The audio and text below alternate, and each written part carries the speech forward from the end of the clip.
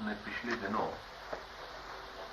भगवान महावीर के संबंध में एकांत वाली बात कही थी, तो वो क्या रियलाइजेशन जो भगवान महावीर का था वो भी एकांत ही था, वो संपूर्ण नहीं था। यही मेरा प्रश्न है। इस संबंध में दो बातें समझनी चाहिए, दो शब्द समझने चाहिए। एक शब्द है दृष्टि और दूसरा शब्द है दर्शन। दृष्टि होगी एकांगी, सदा ही एकांत होगी, अधूरी होगी, खंड होगी। दृष्टि का मतलब है एक जगह मैं खड़ा हूं, वहां से जैसा दिखाई पड़ता है, जो दिखाई पड़ता है वो भी उतना ही महत्वपूर्ण है और जिस जगह मैं खड़ा हूं वो भी कम महत्वपूर्ण नहीं। कहां से मैं देख रहा हूं, जहां से खड़े होकर मैं देख रहा हूं वैसा मुझे दिखाई पड़ेगा, वो दृष्टि होगी। और इसी के संदर्भ में दर्शन शब्द को समझना बड़ा कीमती है। दर्शन का मतलब है जहां सब दृष्टियां मिट गई, जहां मेरे खड़े होने की कोई जगह ना रही, सच में जहां मैं ही ना रहा, वहां जो होगा उसका नाम है दर्शन। दर्शन सदा ही समग्र होगा और दृष्टि सदा ही खंड होगी। तो जिसे हम आत्मानुभूति या रियलाइजेशन कहें, वो क्षण है जब दृष्टियां सब मिट गईं, असल में देखने वाला भी मिट गया, असल में वो जगह भी मिट गई जहां हम खड़े थे, वो भी मिट गया जो खड़ा हो सकता था, सब मिट गया। मेरी तरफ से कुछ भी ना बचा। तो अब जो मुझे प्रतीति होगी, अब जो अनुभव घटित होगा, वो घटित समग्र होगा। तो महावीर का जो दर्शन है, या बुद्ध का, या कृष्ण का, या क्राइस्ट का, या मोहम्मद का, दर्शन सदा ही समग्र होगा। दर्शन कभी भी अधूरा नहीं हो सकता, क्योंकि अधूरा बनाने वाली जो भी बातें थी वो सब समाप्त हो गई। और एक तरह से समझें, जब तक मेरे चित्त में विचार है तब तक मेरे पास दृष्टि होगी, दर्शन नहीं होगा। क्योंकि मैं अपने विचार के चश्मे से देखूंगा, मेरे विचार का जो रंग होगा वही उस चीज पे भी पड़ जाएगा जिससे मैं देखूंगा। और दर्शन होगा तब जब मैं निर्विचार हो जाऊंगा, जब कोई विचार मेरे पास ना होगा, जब विचार मात्र नहीं होगा, खाली जगह से मैं देखूंगा, जहां मेरा कोई पक्ष नहीं, कोई वाद नहीं, कोई विचार नहीं, कोई शास्त्र नहीं, कोई सिद्धांत नहीं, मैं हिंदू नहीं, मुसलमान नहीं, ईसाई नहीं, जैन नहीं, जब मैं कोई भी नहीं हूं, सिर्फ निपट खाली मन रह गया है, वहां से जब देखूंगा तो जो होगा वो दर्शन होगा। विचार दृष्टि तक ले जाता है, निर्विचार दर्शन तक। एक बात और समझनी उपयोगी है, दर्शन कितना ही समग्र हो, समग्र होगा ही, लेकिन जब दर्शन को कोई प्रकट करने जाएगा तब फिर दृष्टि शुरू हो जाएगी, क्योंकि दर्शन को फिर प्रकट करने के लिए विचारों का उपयोग करना पड़ेगा। और जैसे विचार का उपयोग किया कि समग्र नहीं हो सकता। असल में विचार की एक व्यवस्था है, वो कभी भी टोटल और पूरी नहीं हो सकती।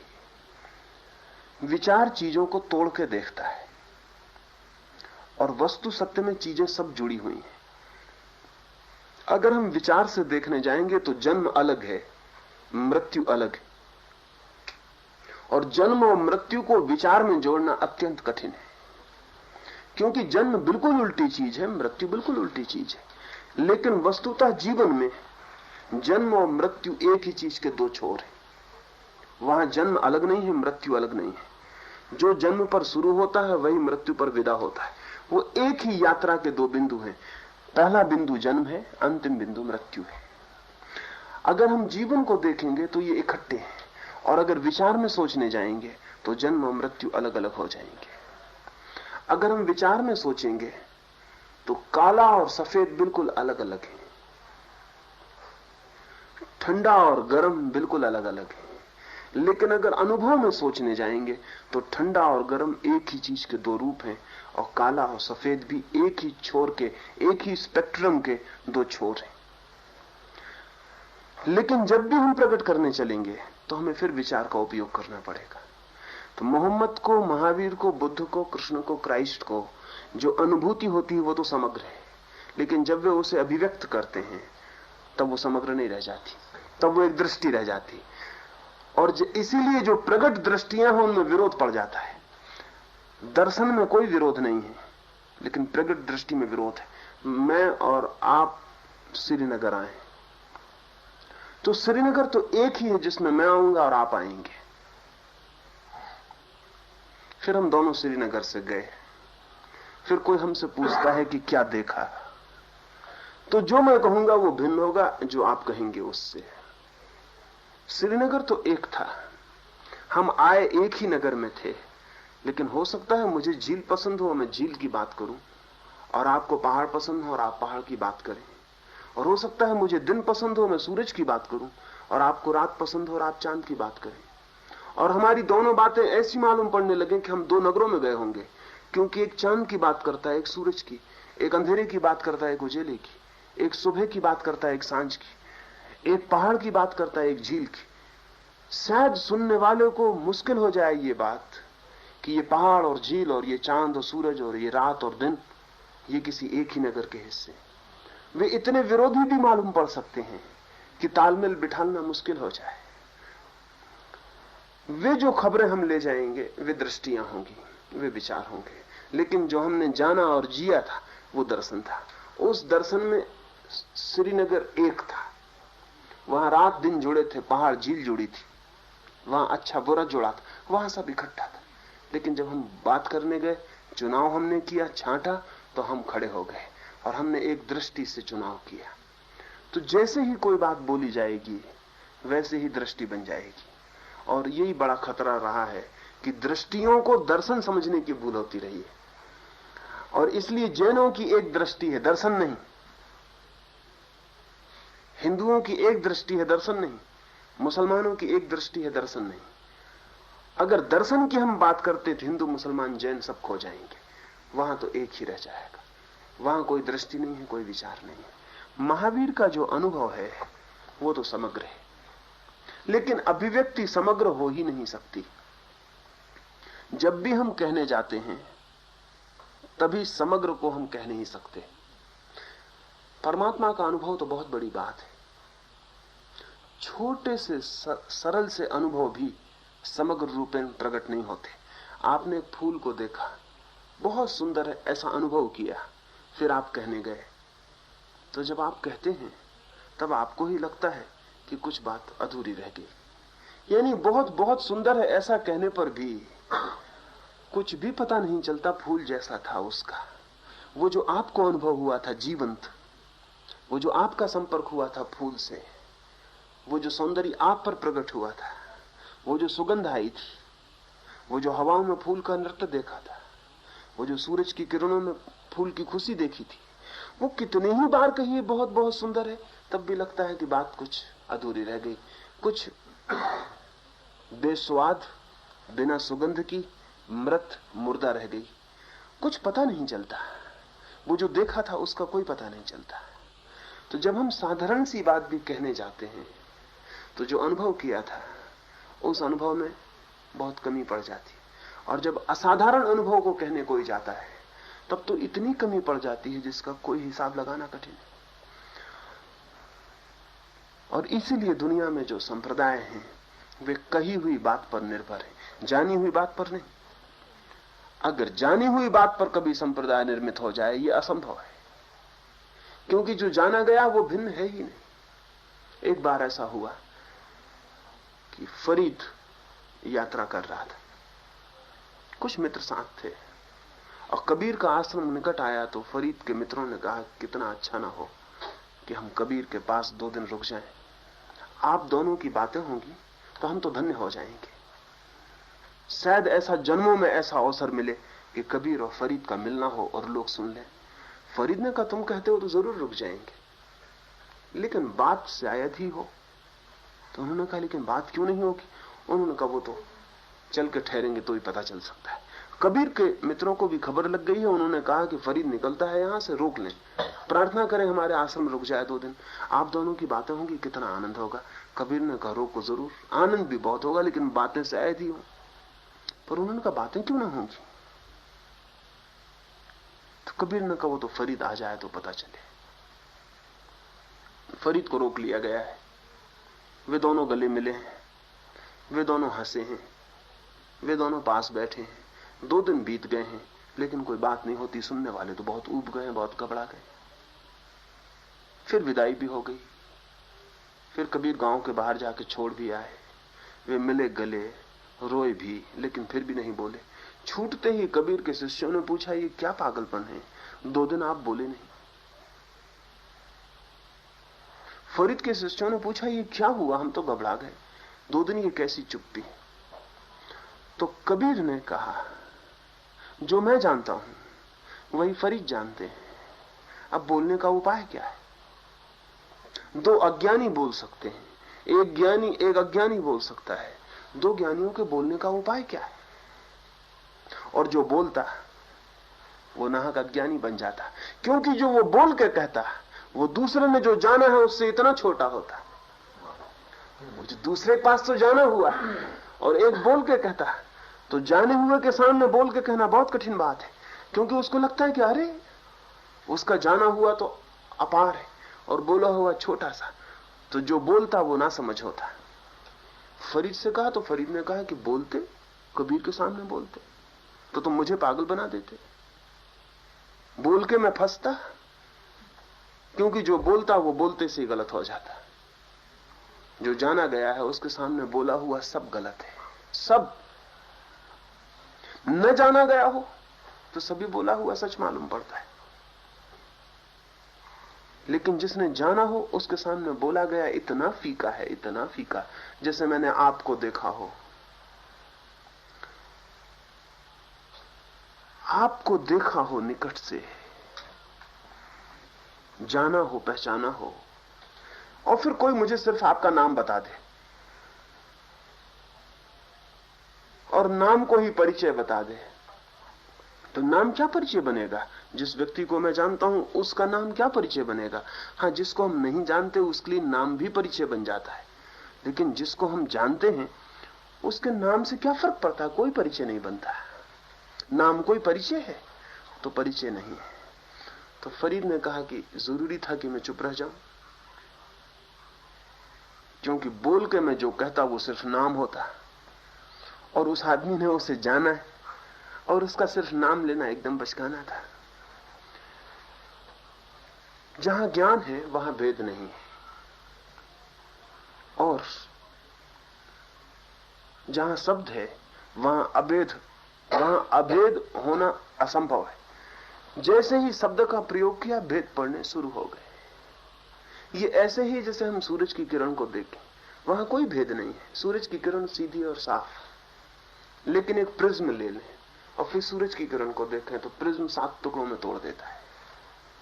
प्रिज्म के इस पार सूरज की इकहरी किरण देखनी मुश्किल है, प्रिज्म के उस पार सूरज की 7 खंडों में विभाजित किरण देखनी मुश्किल है। शब्द प्रिज्म का काम कर रहा है।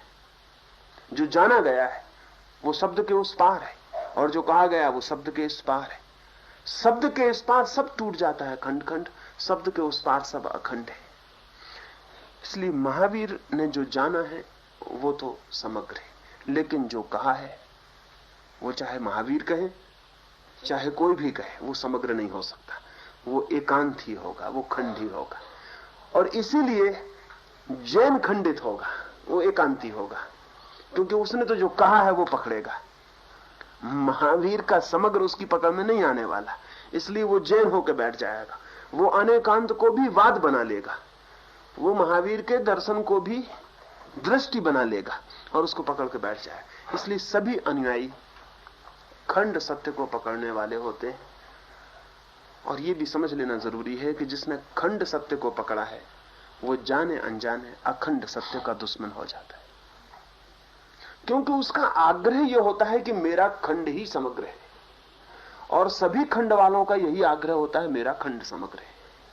सभी खंड मिलकर समग्र हो सकते हैं, लेकिन प्रत्येक खंड का यह दावा कि मैं समग्र हूं दूसरे खंड का भी यही दावा कि मैं समग्र हूं। ये दावे मिलकर समग्र नहीं हो सकते। ये दावे सारी मनुष्य जाति को खंड खंड बांट देते हैं। मनुष्य इसी तरह जो कि अखंड है, टुकड़ों में, संप्रदायों में, सेक्ट्स में बट के टूट गया है। दृष्टि पर अगर हमारा जोर होगा तो संप्रदाय होंगे, अगर दर्शन पर हमारा जोर होगा तो संप्रदायों का कोई उपाय नहीं। मेरा सारा जोर दर्शन पर है, दृष्टि पर जरा भी नहीं। महावीर का भी जोर दर्शन पर है। और ये बड़े मजे की बात है कि जितनी दृष्टियों से हम मुक्त होते चले जाएंगे उतना हम दर्शन के निकट पहुंचते हैं। आमतौर से शब्द से ऐसा भ्रम होता है कि दृष्टि ही दर्शन देगी, लेकिन दृष्टि ही सबसे बड़ी बाधा है दर्शन में। अगर मेरी कोई भी दृष्टि है तो मैं पूरे सत्य को कभी भी नहीं जान सकता हूं। अगर मेरी कोई दृष्टि नहीं है, मैं दृष्टि मुक्त, दृष्टि शून्य खड़े होकर खड़ा हो गया, तो ही मैं पूर्ण को जान सकता हूं, क्योंकि तब पूर्ण को मेरे तक आने में कोई भी बाधा नहीं। दर्शन और अनुभूति एक ही बात है? हाँ, बिल्कुल ही एक बात है। तो पूछता महावीर ने घर में ही रहकर साधना क्यों नहीं की? बाहर जाने की क्या आवश्यकता थी? ये सवाल भी हमें उठते हैं, ये प्रश्न भी हमें महत्वपूर्ण मालूम पड़ते हैं, क्योंकि घर और बाहर हमें दो विरोधी चीजें मालूम पड़ती हैं। हमें ऐसा लगता है कि घर एक अलग दुनिया है और बाहर एक अलग दुनिया है। हमें कभी भी ख्याल नहीं आता कि घर और बाहर, बाहर और भीतर एक ही विराट के दो हिस्से हैं। एक श्वास मेरे भीतर गई तो मैं कहता हूं भीतर, और एक क्षण भीतर नहीं है कि बाहर हो गई और मैं कहता हूं बाहर। जो एक क्षण पहले बाहर थी वो एक क्षण बाद भीतर हो जाती है, जो एक क्षण भीतर थी वो एक क्षण बाद बाहर हो जाती है। क्या बाहर है और क्या भीतर है? कौन सा घर है और कौन सा घर से अतिरिक्त अन्यथा है? हमारी जो दृष्टि है वो हमने बड़ी सीमित बना रखी है। घर से हमारा मतलब है जो अपना है, और बाहर से हमारा मतलब है जो अपना नहीं है। लेकिन क्या ऐसा नहीं हो सकता कि किसी के लिए कुछ भी ऐसा ना हो जो अपना नहीं? और अगर किसी व्यक्ति के लिए ऐसा हो जाए कि कुछ भी ऐसा नहीं है जो अपना नहीं है, तो घर और बाहर का सवाल समाप्त हो गया। तब घर ही रह गया, बाहर कुछ भी ना रहा। या उल्टा भी कह सकते हैं कि बाहर ही रह गया, घर कुछ भी ना रहा। एक बात तय है कि जिस व्यक्ति को दिखाई पड़ना शुरू होगा उसे बाहर और भीतर की जो भेद रेखा है वो मिट जाएगी। वही बाहर है, वही भीतर है। ये हवाएं हमारे घर के भीतर भर गई हैं, तो हम कह रहे हैं घर के भीतर, और हमें ख्याल नहीं कि प्रतिपल ये हवाएं बाहर हुई चली जाती हैं और प्रतिपल जो बाहर थी वो भीतर चली आती हैं। घर के भीतर हवाओं कुछ अलग हैं घर के बाहर से। ये जो प्रकाश घर में आ गया है ये कुछ अलग है उस प्रकाश से जो बाहर है। हाँ, इतना ही फर्क है कि दीवालों ने इसे थोड़ा मंदिम किया है, दीवालों ने इसकी प्रखरता छीन ली है, दीवालों ने इसे थोड़ा अंधेरा किया है, दीवारों ने उसे उतना ही ताजा और जीवंत नहीं रहने दिया है जितना वो बाहर है। हवाएं भी जो घर के भीतर आ गई हैं थोड़ी गंदी हो गई हैं। दीवालों ने, सीमाओं ने उनकी स्वच्छता छीन ली, ताजगी छीन ली है। और अगर कोई व्यक्ति घर के भीतर बैठे बैठे पाता है कि अस्वच्छ हो गया है सब, और द्वार के बाहर जाके आकाश खुले नीचे खड़ा हो जाता है, तो हम नहीं कहते कि उसने घर छोड़ दिया है। हम इतना ही कहते हैं कि घर के बाहर और बड़ा घर है, जहां और स्वच्छ हवाएं हैं, और स्वच्छ सूरज है, और साफ सुंदर जगत है। आदमी की बनाई हुई दीवालें हैं, और गौर से हम देखें तो हमारे मोह की दीवालें हैं जो हमारा घर बनाती हैं। मैंने सुना है एक मकान में आग लग गई है, उसका घर का मालिक छाती पीट पीट कर रो रहा है, भीड़ इकट्ठी है, और तभी एक आदमी आकर उससे कहता है कि आप व्यर्थ रो रहे हैं, आप नाहक रो रहे हैं, मकान तो बेच दिया गया है, आपके लड़के ने उसे बेच दिया है और उसके रुपए भी मिल गए हैं। जैसे ही वो आदमी सुनता है कि मकान बेच दिया गया और रुपए मिल गए हैं, वो आदमी हंसने लगता है, उसके आंसू सूख जाते हैं। वो हंस रहा है, अब भी मकान में आग लगी, मकान अब भी चल रहा है, लेकिन अपना नहीं है। अब कोई फिक्र ना रही, वही मकान चल रहा है, वही आदमी है, लेकिन सब बदल गया। बीच से मेरे का एक संबंध टूट गया, और तभी लड़का भागा हुआ आ गया। उसने कहा कि किसने आपसे कह दिया कि रुपए मिल गए? रुपए मिलने का वायदा था, रुपए मिले नहीं है और वो आदमी नट गया है। वो कहता जले हुए मकान के अब क्या रुपए देंगे। और उस आदमी की आंख में फिर आंसू आ गए। वो फिर छाती पीटने लगा है कि मर गए, लुट गए, अभी भी मकान चल रहा है। और हो क्या रहा है इस बीच, मकान को पता भी नहीं होगा कि उससे संबंधित आदमी रो भी लिया, हंस भी लिया, फिर रोने लगा है। मकान सिर्फ जल रहा है, लेकिन उस आदमी के बीच का एक संबंध बदलता जा रहा है। वो मेरा जुड़ जाता है तो दुख शुरू हो जाता है, मेरा छूट जाता है तो वो आदमी हंसने लगता है। तो मकान बांधे हुए है या हमारा मेरा बांधे हुए है? इसे अगर हम ठीक से समझ लें तो हमें दिखाई पड़ेगा मेरा हमारा घेरा है। बहुत गहरे में मेरे का भाव, ममत्व हमारा मकान है। और ध्यान रहे, जो कहता है मेरा, वो अनिवार्य रूप से शेष को तेरे में बदल देता है। जो कहता है मेरा, वो शेष को शत्रु बना लेता है। जो कहता है अपना, वो दूसरे को पराया बना देता है।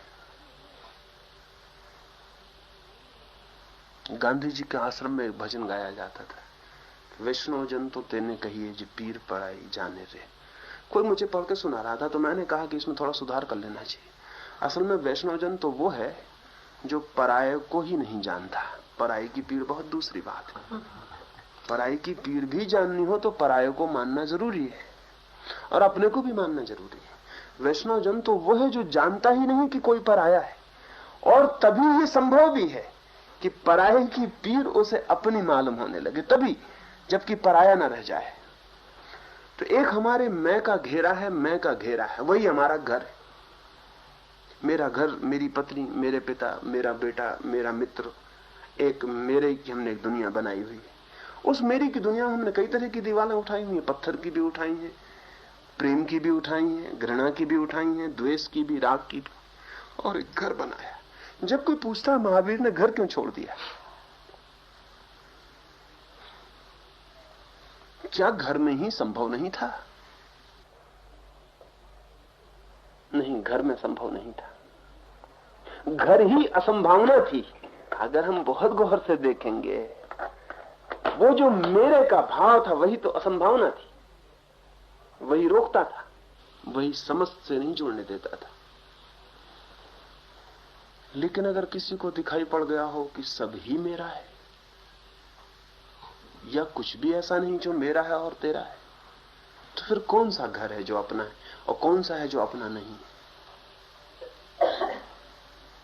हमें एक ही बात दिखाई पड़ती कि महावीर ने घर क्यों छोड़ा। वो क्यों दिखाई पड़ती? क्योंकि हम घर को पकड़े हुए लोग।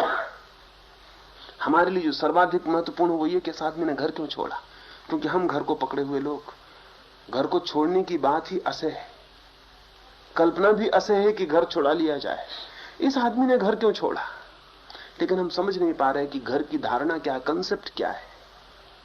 महावीर ने घर छोड़ा या कि घर मिट गया? जैसे ही जाना तो घर मिट गया, जैसे ही समझा तो मेरा और अपना कुछ भी न रहा, सबका सब हो गया। ये अगर हमें दिखाई पड़ जाए तो बड़ी फर्क पड़ेगा। हम यहां बैठे हुए 10 करोड़ मील दूर पर सूरज, वो अगर ठंडा हो जाए, अभी ठंडा हो जाए, तो हमें पता भी नहीं चलेगा कि वो ठंडा हो गया, क्योंकि उसी के साथ हम सब ठंडे हो जाएंगे। 10 करोड़ मील जो सूरज है वो भी हमारे प्राण के स्पंदन को बांधे हुए, वो भी हमारे घर का हिस्सा है। उसके बिना हम हो ही नहीं सकते, वो हमारे होने को भी संभाले हुए। लेकिन कब हमने सूरज को अपने घर का साथी समझा है? कब हमने माना है कि सूरज भी अपना मित्र, परिवार का है? लेकिन जैसे हमने कभी परिवार का नहीं समझा है, उसके बिना हम कोई भी नहीं होंगे, न परिवार होगा न हम होंगे। वो 10 करोड़ मील दूर बैठा हुआ सूरज भी हमारे हृदय की धड़कन का हिस्सा है। वो घर के भीतर है या बाहर? अगर ये सवाल पूछा जाए तो क्या उत्तर होगा? सूरज घर के भीतर है या घर के बाहर? अगर सूरज को घर के बाहर करते हैं हम, तो हम जीवित नहीं रह सकते एक क्षण। सूरज भी हमारे घर के भीतर हो तो ही हम जीवित हैं। हवाएं जो सारी पृथ्वी को घेरे हुए हैं, ये हवाएं हमारे घर के भीतर हैं या बाहर? अगर ये हवा एक क्षण को ना हो जाए तो हम उसी क्षण ना हो जाएंगे। तो हमारा घर क्या है? और सूरज तो पास है, दूर के चांद तारे भी, दूर के और ग्रह उपग्रह भी, दूर के और बड़े सूरज महासूरज भी हैं। वे सब भी किसी न किसी अर्थों में हमारे जीवन का हिस्सा है। पत्नी ने आपका खाना बना दिया है तो वो आपके घर के भीतर है, लेकिन एक गाय ने घास चरी है और आपके लिए दूध बना दिया है, वो आपके घर के भीतर नहीं है। और घास को सीधा आप चर के दूध नहीं बना सकते हैं, बीच में एक गाय चाहिए जो घास को उस स्थिति में ट्रांसफॉर्म करे जहां से वो आपके योग्य हो जाए। लेकिन घास ने भी कुछ किया है, उसने मिट्टी को ट्रांसफॉर्म किया है और घास बन गया है। घास आपके घर के भीतर है या बाहर? क्योंकि अगर घास ना हो तो आपके होने की कोई संभावना नहीं, और घास अगर ना हो तो मिट्टी को खा के गाय भी दूध नहीं बना सकती है। और घास मिट्टी ही है, लेकिन उस फॉर्म में, उस रूप में जहां से गाय उसका दूध बना सकती है और जहां से दूध आपका भोजन बन सकता है। क्या हमारा घर है और क्या हमारे घर के बाहर है? अगर हम आंख खोल कर देखना शुरू करें तो हमें पता चलेगा कि सारा जीवन एक परिवार है। जिसमें एक कड़ी ना हो तो कुछ भी नहीं होगा। जीवन मात्र एक परिवार है जिसमें एक छोटी सी कड़ी ना हो। एक सामने पड़ा हुआ पत्थर भी किसी न किसी अर्थों में हमारे जीवन का हिस्सा है। अगर वो भी ना हो तो हम नहीं कह सकते कि क्या होगा। सब बदल सकता है। तो जिसको जीवन की इतनी विराटता का दर्शन हो जाएगा वो कहेगा ये मेरा और वो मेरा नहीं। वो कहेगा कि सभी सब हैं, सभी मेरे हैं, सभी अपने हैं, या कोई भी अपना नहीं। ये दो भाषाएं रह जाएंगी उसके पास। अगर वो पॉजिटिव ढंग से बोलेगा, विधायक ढंग से बोलेगा तो वो कहेगा मेरा ही परिवार है सब। और अगर वो निषेधात्मक ढंग से बोलेगा तो वो कहेगा मैं ही नहीं हूं, परिवार कैसा। ये दो उपाय रह जाएंगे और दोनों उपाय एक ही अर्थ रखते हैं, तो महावीर ने कुछ छोड़ा। घर परिवार गलत है। बड़े परिवार के दर्शन हुए, छोटा परिवार खो गया। और जिसको सागर मिल जाए वो बूंद को पकड़े बैठा रहे। कैसे पकड़े बैठा रहेगा? बूंद को तभी तक कोई पकड़ सकता है जब तक सागर ना मिला हो। और सागर मिल जाए तो हम कहेंगे बूंद को आपने छोड़ा। असल में हमें सागर दिखाई नहीं पड़ता, सिर्फ बूंद ही दिखाई पड़ती है। बूंद को पकड़े हुए लोग, बूंद को छोड़ते हुए लोग, ऐसे हमें दिखाई पड़ते हैं। हमें सागर दिखाई नहीं पड़ता। लेकिन जिसे सागर दिखाई पड़ रहा है वो कैसे बूंद को पकड़े रहे? अब तो बूंद को पकड़ना निपट अज्ञान हो जाएगा। ज्ञान विराट में ले जाता है, अज्ञान क्षुद्र को बांध के पकड़ा देता है। अज्ञान क्षुद्र में ही रुक जाता है, ज्ञान निरंतर विराट से विराट में चलता जाता है। महावीर ने घर नहीं छोड़ा, घर को पकड़ना असंभव हो गया। और इन दोनों बातों में फर्क है। जब हम कहते हैं घर छोड़ा तो ऐसा लगता है कि घर से कोई दुश्मनी है, और जब मैं कहता हूं कि घर को पकड़ना असंभव हो गया तो ऐसा लगता है कि और बड़ा घर मिल गया, और विराट तर घर। उसमें पहला घर छूट नहीं गया, सिर्फ बड़े घर का हिस्सा हो गया है। ये हमारे ख्याल में आ जाए तो रिनंसिएशन का, त्याग का एक नया अर्थ ख्याल में आ जाएगा। त्याग का अर्थ कुछ छोड़ना नहीं है, त्याग का बहुत गहरा अर्थ विराट को पाना है। लेकिन त्याग शब्द में खतरा है, उसमें छोड़ना छिपा हुआ है, उसमें लगता है कुछ छोड़ा।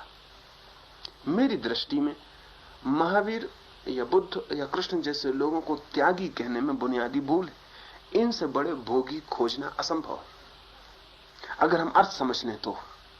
त्याग का अर्थ है कुछ छोड़ना, भोग का अर्थ है कुछ पाना। महावीर से बड़ा भोगी असंभव है, क्योंकि जगत में जो भी है सब उसका ही हो गया है।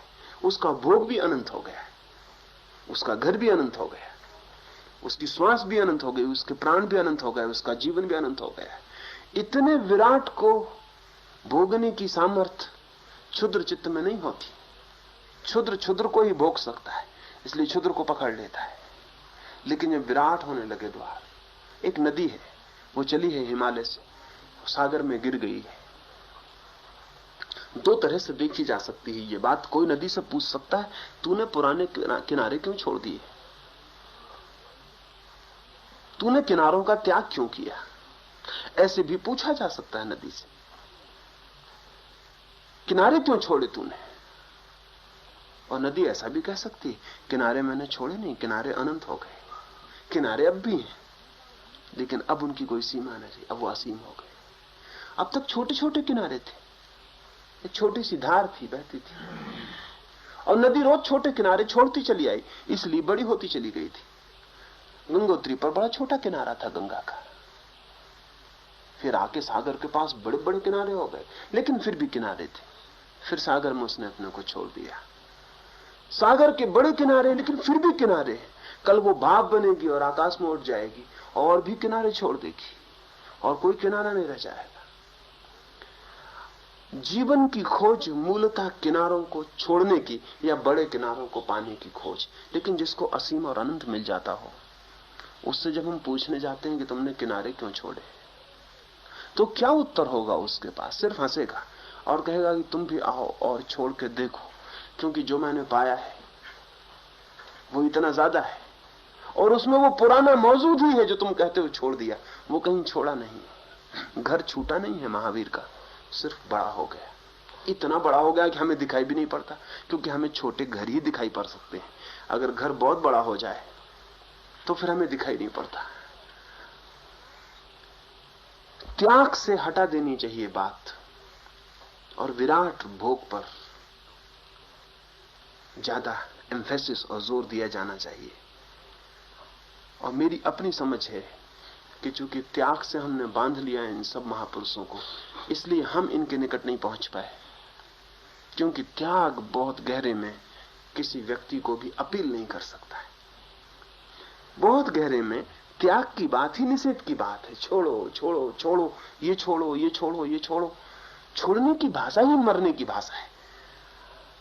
छोड़ना सुसाइडल है, आत्मघाती है। इसलिए अगर धर्म इस बात पर जोर देता हो कि छोड़ो छोड़ो छोड़ो, तो बहुत थोड़े से लोग हैं जो उसमें उत्सुक हो सकते हैं। और अक्सर ऐसा होगा कि रुग्ण लोग उत्सुक हो जाएंगे और स्वस्थ लोग उत्सुक नहीं रह जाएंगे, क्योंकि स्वस्थ भोगना चाहता है, रुग्ण छोड़ना चाहता है क्योंकि भोग नहीं सकता। बीमार आत्मघाती चित्त के लोग इकट्ठे हो जाएंगे धर्म के नाम पर। स्वस्थ जीवंत जीवन को जीने वाले लोग अलग चले जाएंगे, कहेंगे धर्म हमारा नहीं। इसलिए तो लोग कहते हैं कि युवावस्था में धर्म की क्या जरूरत, वो तो वृद्धावस्था के लिए। जबकि चीजें अपने से छूटने लगती तो छोड़ ही दो। जबकि चीजें अपने से ही छूटने लगती तो फिर अब क्या दिक्कत है, छोड़ दो। छूट ही रहा है, छीना ही जा रहा है तो छोड़ ही दो। लेकिन जब जीवन भोग रहा है, पा रहा है, उपलब्ध कर रहा है, तब छोड़ने की भाषा समझ में नहीं आती। इसलिए मंदिरों में, मस्जिदों में, गिरजों में बूढ़े लोग दिखाई पड़ते हैं, जवान आदमी दिखाई नहीं पड़ता। वो छोड़ने की जो जोर था उसने दिक्कत डाल दी है। मैं इस जोर को एकदम बदल डालना चाहता हूं। मैं कहता हूं भोगो, और बड़ा भोगो, और बड़ा परमात्मा को भोगो, और उसका भोग बहुत अनंत है। और तुम क्षुद्र पर मत रुक जाना। क्षुद्र को छोड़ना तो इसलिए कि विराट को भोगना है। वहां अपना अस्तित्व मिल जाता है। जितने हम विराट होते चले जाएंगे उतना ही अस्तित्व मिटता चला जाएगा। लेकिन असल में अस्तित्व मिट जाता है ऐसा कहना गलत है। मेरा अस्तित्व मिट जाता है इतनी कहना सही है। ईगो चली जाती है, अस्तित्व तो रहेगा। अभी नदी सागर में गई तो नदी का कैसे पता लगेगा? पता ना लगेगा, लेकिन नदी है, अस्तित्व तो है। नदी में जो कण कण था, एक कण भी नहीं खोया, सब है। हाँ, नदी की तरह नहीं है, सागर की तरह है। और नदी की तरह अब नहीं खोजा जा सकता। नदी मर गई, लेकिन नदी का जो अस्तित्व था, एग्जिस्टेंस था, वो पूरा का पूरा शेष है। नदी की इंडिविजुअलिटी मर गई। और फिर आप कहते हैं छोड़ना तो सुसाइडल है। बिल्कुल सुसाइडल है। छोड़ने की भाषा ही सुसाइडल है। तो मैं ये कह रहा हूं कि भोगने की, नदी से ये मत कहो कि नदी होना छोड़ो, नदी से कहो सागर होना सीखो। मैं जो फर्क कर रहा हूं, नदी से ये मत कहो कि छोड़ो छोड़ो छोड़ो, नदी से ये कहो भोगो। विराट सागर सामने, रुको मत, दौड़ो, कूद जाओ सागर में, भोगो, सागर को भोगो। तो मुझे लगता है कि जगत को ज्यादा धार्मिक जीवन दिया जा सकता है। क्योंकि सामान्य चित्त जो हमारा है, सामान्य चित्त का जो भाव है वो भोगने का है, त्यागने का नहीं। और सामान्य चित्त को अगर धर्म की तरफ उठाना है तो उसे विराट भोग का आमंत्रण बनाना चाहिए। अब उल्टा हो गया, जो छोटा मोटा भोग चल रहा है उसका भी निषेध करने का आमंत्रण बना हुआ है, उसे भी निगेट करो, उसे भी इंकार करो। और ये मैं मानता हूं कि अगर हम विराट को भोगने जाएंगे तो क्षुद्र का निगेशन हो जाने वाला है, वो हमें करना नहीं पड़ेगा। वो तो नदी को सागर बनना है तो वो नदी नहीं रह जाएगी, ये कोई कहने की बात नहीं। नदी को सागर बनना है तो उसे नदी होना छोड़ना ही पड़ेगा, लेकिन इस पे जोर मत दो। ये दो घटनाएं घट रही, नदी मिट रही है एक घटना है, नदी सागर हो रही दूसरी घटना। किस पे जोर देते हैं आप? अगर सागर होने पे जोर देते हैं तो मैं मानता हूं कि ज्यादा नदियों को आप आकर्षित कर सकते हैं कि वो सागर बन जाए। और अगर आप कहते हैं कि नहीं नदी मिट जाओ और सागर की बात मत करो, तो शायद ही कोई एक आध बीमार नदी को आप राजी कर लें जो मिटने को राजी हो जाए, जो कि होने से घबरा गई हो। बाकी नदियां तो रुक जाएंगी, वो कहेंगे हम बहुत आनंदित हैं, हमें नहीं मिटना है। हम मिटना तभी सार्थक हो सकता है जब विराट का मिलना सार्थक हो रहा हो, अर्थ ले रहा हो। तो मेरा जोर जो है वो इस बात पर है कि धर्म को त्याग मत बनाओ, धर्म को और विराट भोग बनाओ। त्याग आएगा, वो ऑटोमेटिक होगा, वो सीधा अपने आप होगा। अगर आपको आगे की सीढ़ी पर पैर रखना है तो पीछे की सीढ़ी छूटेगी, लेकिन इस पर जोर मत दो कि पीछे की सीढ़ी छोड़नी, जोर इस पर दो कि आगे की सीढ़ी पानी। जैसे त्याग शब्द ने गलती की है, हाँ। वैसे आप भोग शब्द भी गलती कर देंगे। बिल्कुल कर सकता है, शब्द देना पड़ेगा। बिल्कुल कर सकता है, सब शब्द गलती कर सकते हैं, क्योंकि शब्द गलती नहीं करते। जो विचार है वो दूसरे शब्द में आना चाहिए। भोग का शब्द है, हाँ, इसलिए दूसरा शब्द ही देना पड़ेगा। इससे कोई फर्क नहीं पड़ता। नहीं, लोगों के समझ तो वही आएगा। इससे कोई फर्क नहीं पड़ता, कोई भी शब्द हम दे दें, सब शब्द गलती कर सकते हैं, क्योंकि अंततः शब्द गलती नहीं करते, अंततः लोग गलती करते हैं। लेकिन त्याग शब्द व्यर्थ हो गया है, वो गया। और त्याग के विपरीत और कोई शब्द नहीं है अभी सिवाय भोग के जो सार्थकता ले सकता है। लेकिन जो मैं कह रहा हूं अगर उसे ठीक से समझा जाए तो मेरा भोग त्याग के विपरीत नहीं है, मेरा भोग त्याग में से ही है। क्योंकि मैं कह रहा हूं कि दूसरी सीढ़ी पर पैर रखना है तो पहली सीढ़ी छोड़नी ही पड़ेगी, लेकिन जोर मेरा दूसरी सीढ़ी पर पैर रखने पर है, जोर मेरा हाँ आगे बढ़ने पर है, जोर मेरा पिछली सीढ़ी छोड़ने पर नहीं। एम्फेसिस जो है वो इस बात पर है कि अगली सीढ़ी पाओ, इसे मैं भोग कह रहा हूं। पिछली जो एम्फेसिस थी वो इस पर थी कि जिस सीढ़ी पर खड़े हो उसे छोड़ो, वो एम्फेसिस छोड़ने पर थी। पिछली सीढ़ी छोड़ो, इसके लिए बहुत कम लोगों को राजी किया जा सकता है, क्योंकि जिस पे हम खड़े हैं उसे भी छोड़ दें। जो उस सीढ़ी पर अत्यंत दुख में है शायद वे छोड़ने को राजी हो जाएं। वे कहें कि इससे बुरा तो कुछ भी नहीं हो सकता, इसे तो छोड़ ही देते हैं, फिर जो होगा होगा। रुग्ण चित्त त्याग की भाषा को समझ लेगा, स्वस्थ चित्त त्याग की भाषा को नहीं समझ सकेगा। वृद्ध चित्त त्याग की भाषा को समझ लेगा, युवा चित्त त्याग की भाषा को नहीं समझ सकेगा। इसलिए मैं कह रहा हूं कि पिछले 5000 वर्षों में धर्म ने जो भी रूपरेखा ली है वो रुग्ण, न्यूरोटिक, विक्षिप्त, वृद्ध, बीमार, इस तरह के लोगों को आकर्षित करने का कारण बना। वो त्याग शब्द ने उस पर जोर देने का ये परिणाम हुआ है। स्वस्थ जीवंत जीने के लिए लालायक वो उस तरफ नहीं गया। उसने कहा जब जीवन की लालसा चली जाएगी तब देखेंगे, अभी तो हमें जीना है। मैं ये कह रहा हूं कि ये जो जीवंत धारा है इसे आकर्षित करो, और ये तभी आकर्षित होगा जब इसे विराट जीवन का ख्याल सामने हो। छोड़ना नहीं है, पाना है, और छोड़ना होगा ही इसमें, क्योंकि बिना छोड़े कुछ भी पाया नहीं जा सकता है। असंभव ही है कि हम बिना छोड़े कुछ भी पा लें। कुछ भी हम पाने चलेंगे तो कुछ छोड़ना पड़ेगा। और इसलिए सवाल छोड़ने के विरोध का नहीं है, सवाल एम्फेसिस का, जोर का, हम किस चीज पे जोर देते हैं। भोग शब्द में बहुत निंदा छिप गई है, वो त्यागियों ने पैदा की है। इसलिए मैं भोग का ही उपयोग करना चाहता हूं, जान के ही, क्योंकि वो जो भोग की निंदा है वो इन त्यागियों ने ही पैदा की है। वो कहते हैं भोग की बात ही मत करो, रस की बात ही मत करो, सुख की बात ही मत करो, क्योंकि त्याग करना है। मेरा कहना यह है कि ये पूरी की पूरी भाषा गलत हो गई। इसने गलत तरह के आदमी को आकर्षित किया है, स्वस्थ आदमी को आकर्षित नहीं किया। जीवन को भोगना है उसकी गहराइयों में, जीवन को जीना है उसकी आत्यंतिक उपलब्धियों में, उसके पूर्ण रस में, उसके पूर्ण सौंदर्य में। परमात्मा इस अर्थों में प्रकट होना चाहिए कि जो व्यक्ति जितना परमात्मा में जा रहा है उतने जीवन की गहराइयों में जा रहा है। अभी तक का जो त्यागवादी रुख था वो ऐसा था कि जो व्यक्ति परमात्मा की तरफ जा रहा है वो जीवन की तरफ पीठ कर रहा है, वो जीवन को छोड़ के भाग रहा है, वो जीवन की गहराइयों में नहीं जा रहा, वो जीवन का इंकार ही कर रहा है। वो कहता है जीवन हमें नहीं चाहिए, हमें मृत्यु चाहिए, इसलिए वो मोक्ष की बातें करता है। मृत्यु चाहिए, हमें जीवन नहीं चाहिए, हमें ऐसी मृत्यु चाहिए कि फिर जीवन हो ही नहीं। ये सारी की सारी जो जोर है, ये मैं जानता हूं कि अगर कोई परमात्मा को जीवन की तरह मान के चलेगा तो भी ये सब छूट जाएगा। जो त्यागी कह रहा है वो सब छूटेगा, वो बचने वाला नहीं है। लेकिन तब उस छूटने पे जोर नहीं होगा। यानी मेरा जोर ये है कि आपके हाथ में पत्थर है तो मैं आपसे नहीं कहता कि आप पत्थर फेंक दो, मैं आपसे कहता हूं कि सामने हीरों की खदानें। मैं नहीं कहता आप पत्थर फेंको, मैं ये कहता हूं कि हीरे बड़े पाने योग्य हैं और सामने चमक रहे हैं। मैं ये जानता हूं कि हाथ खाली करने पड़ेंगे, क्योंकि बिना हाथ खाली के हीरों पर हाथ भरेंगे कैसे आप? पत्थर छूट जाएंगे, लेकिन ये छूटना बड़ा सहज होगा। आपको शायद पता भी नहीं चलेगा कि कब आपने हाथ से पत्थर गिरा दिए और हीरे हाथ में भर लिए। शायद आपको ख्याल भी नहीं आएगा कि मैंने पत्थर छोड़े, क्योंकि जिससे हीरे मिल गए वो पत्थर छोड़ने की बात ही नहीं कर सकता।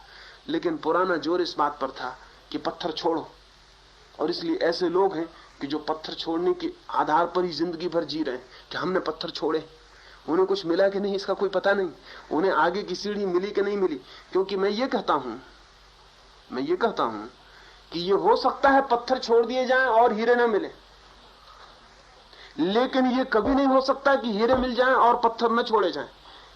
जो मेरा फर्क है ये कभी नहीं हो सकता कि हीरे मिल जाएं और पत्थर न छोड़े जाएं, लेकिन ये हो सकता है कि पत्थर छोड़ दिए जाएं और हीरे न मिले, हाथ खाली भी रह जा सकते हैं। त्याग की भाषा ने बहुत से लोगों के हाथ खाली करवा दिए। अच्छा, जिसके हाथ खाली हैं वो उन लोगों पर क्रोध से भर जाता है जिनके हाथ भरे। इसलिए हमारा साधु सन्यासी बहुत गहरे कंडेमनेशन में जीता है। वो 24 घंटे उनकी निंदा कर रहा है जिनके हाथ भरे, जो भोग रहे हैं, जो जीवन में सुख पा रहे हैं, वो उन सब के लिए गालियां दे रहा है। उनको नरक भेजने का इंतजाम कर रहा है, उनको सड़वा डालेगा, आग में जलवा डालेगा, वो सब इंतजाम कर रहा है। ये उसकी मानसिक तृप्तियां हैं जो खाली हाथ का आदमी ले रहा है उन लोगों से बदला जिनके हाथ भरे हुए और जो राजी नहीं है खाली हाथ करने को। और जो लोग उनके आसपास इकट्ठे हुए हैं उनको भी उनके हाथ खाली दिखाई पड़ते हैं, भरा हुआ कुछ दिखाई पड़ता नहीं। क्योंकि मेरा मानना यह है कि अगर भरा हुआ कुछ दिखाई पड़े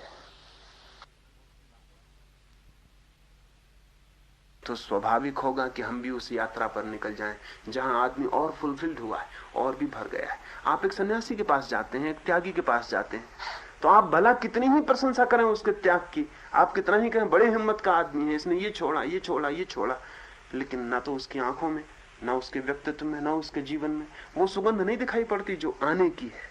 कुछ आया, कुछ उतरा। और मेरा मानना है कि अगर उसके जीवन में कुछ आ जाए तो वो भी त्याग की बातें बंद कर देगा, क्योंकि वो भूल जाएगा उन पत्थरों को जो छोड़े।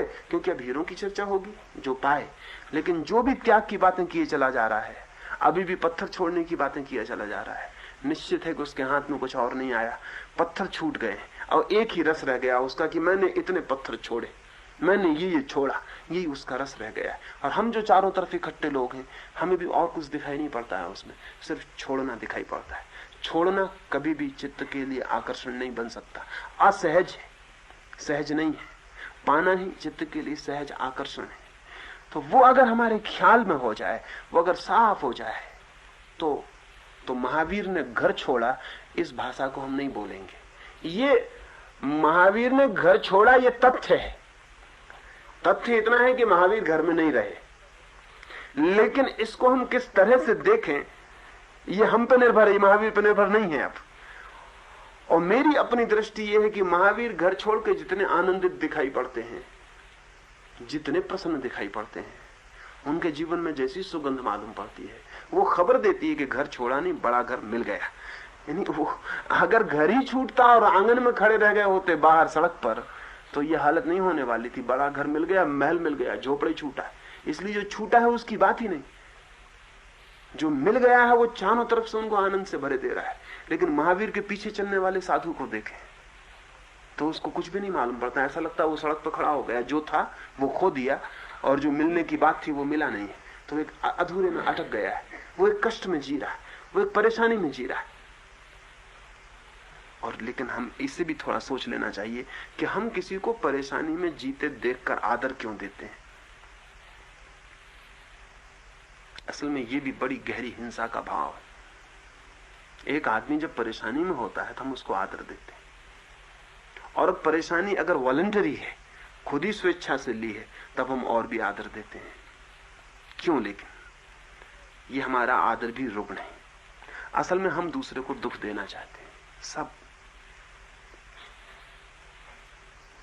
हम सब दूसरे को दुख देना चाहते हैं। हम सब सडिस्ट हैं। भीतर से हमारे चित्त में यही होता है किसको कितना दुख दे दे। और जब कोई ऐसा आदमी मिल जाता है जो दुख खुद ही वर्ण करता है तो हम बड़े आदर से भर जाते हैं।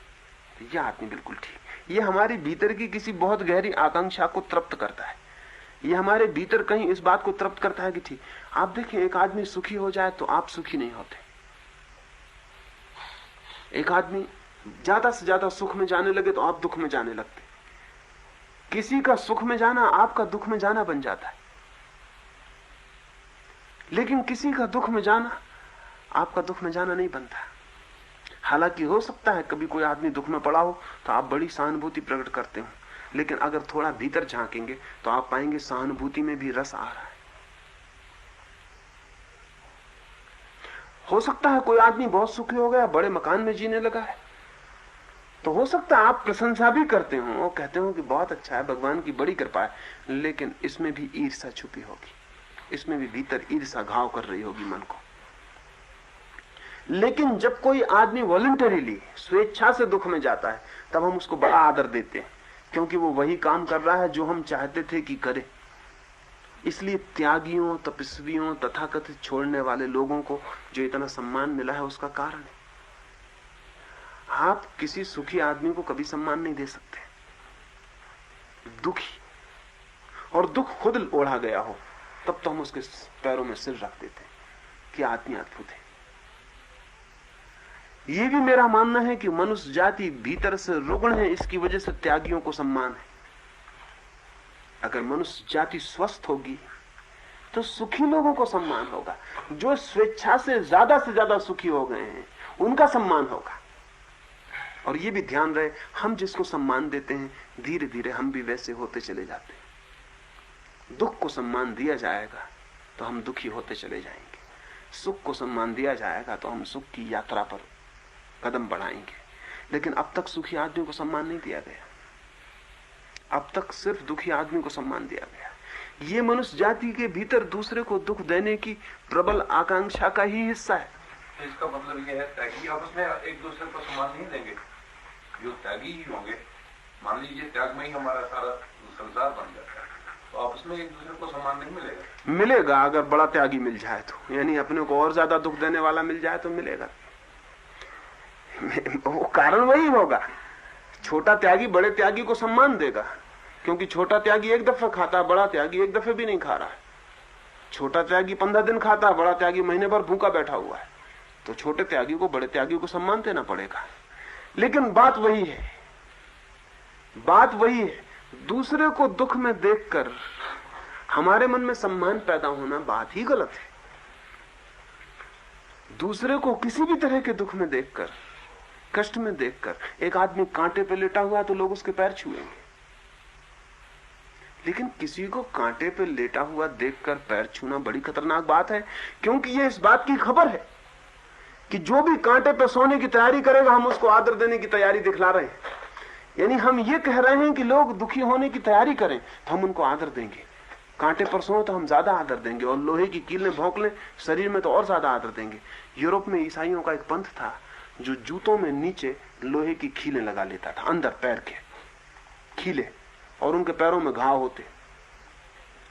उनमें जो गुरु होते वो सिर्फ जूते में न लगाते, वो एक पट्टा भी बांधते कमर में, और उस पट्टे में भी गहरे खीले गड़े रहते जो पूरे वक्त छिपते रहते।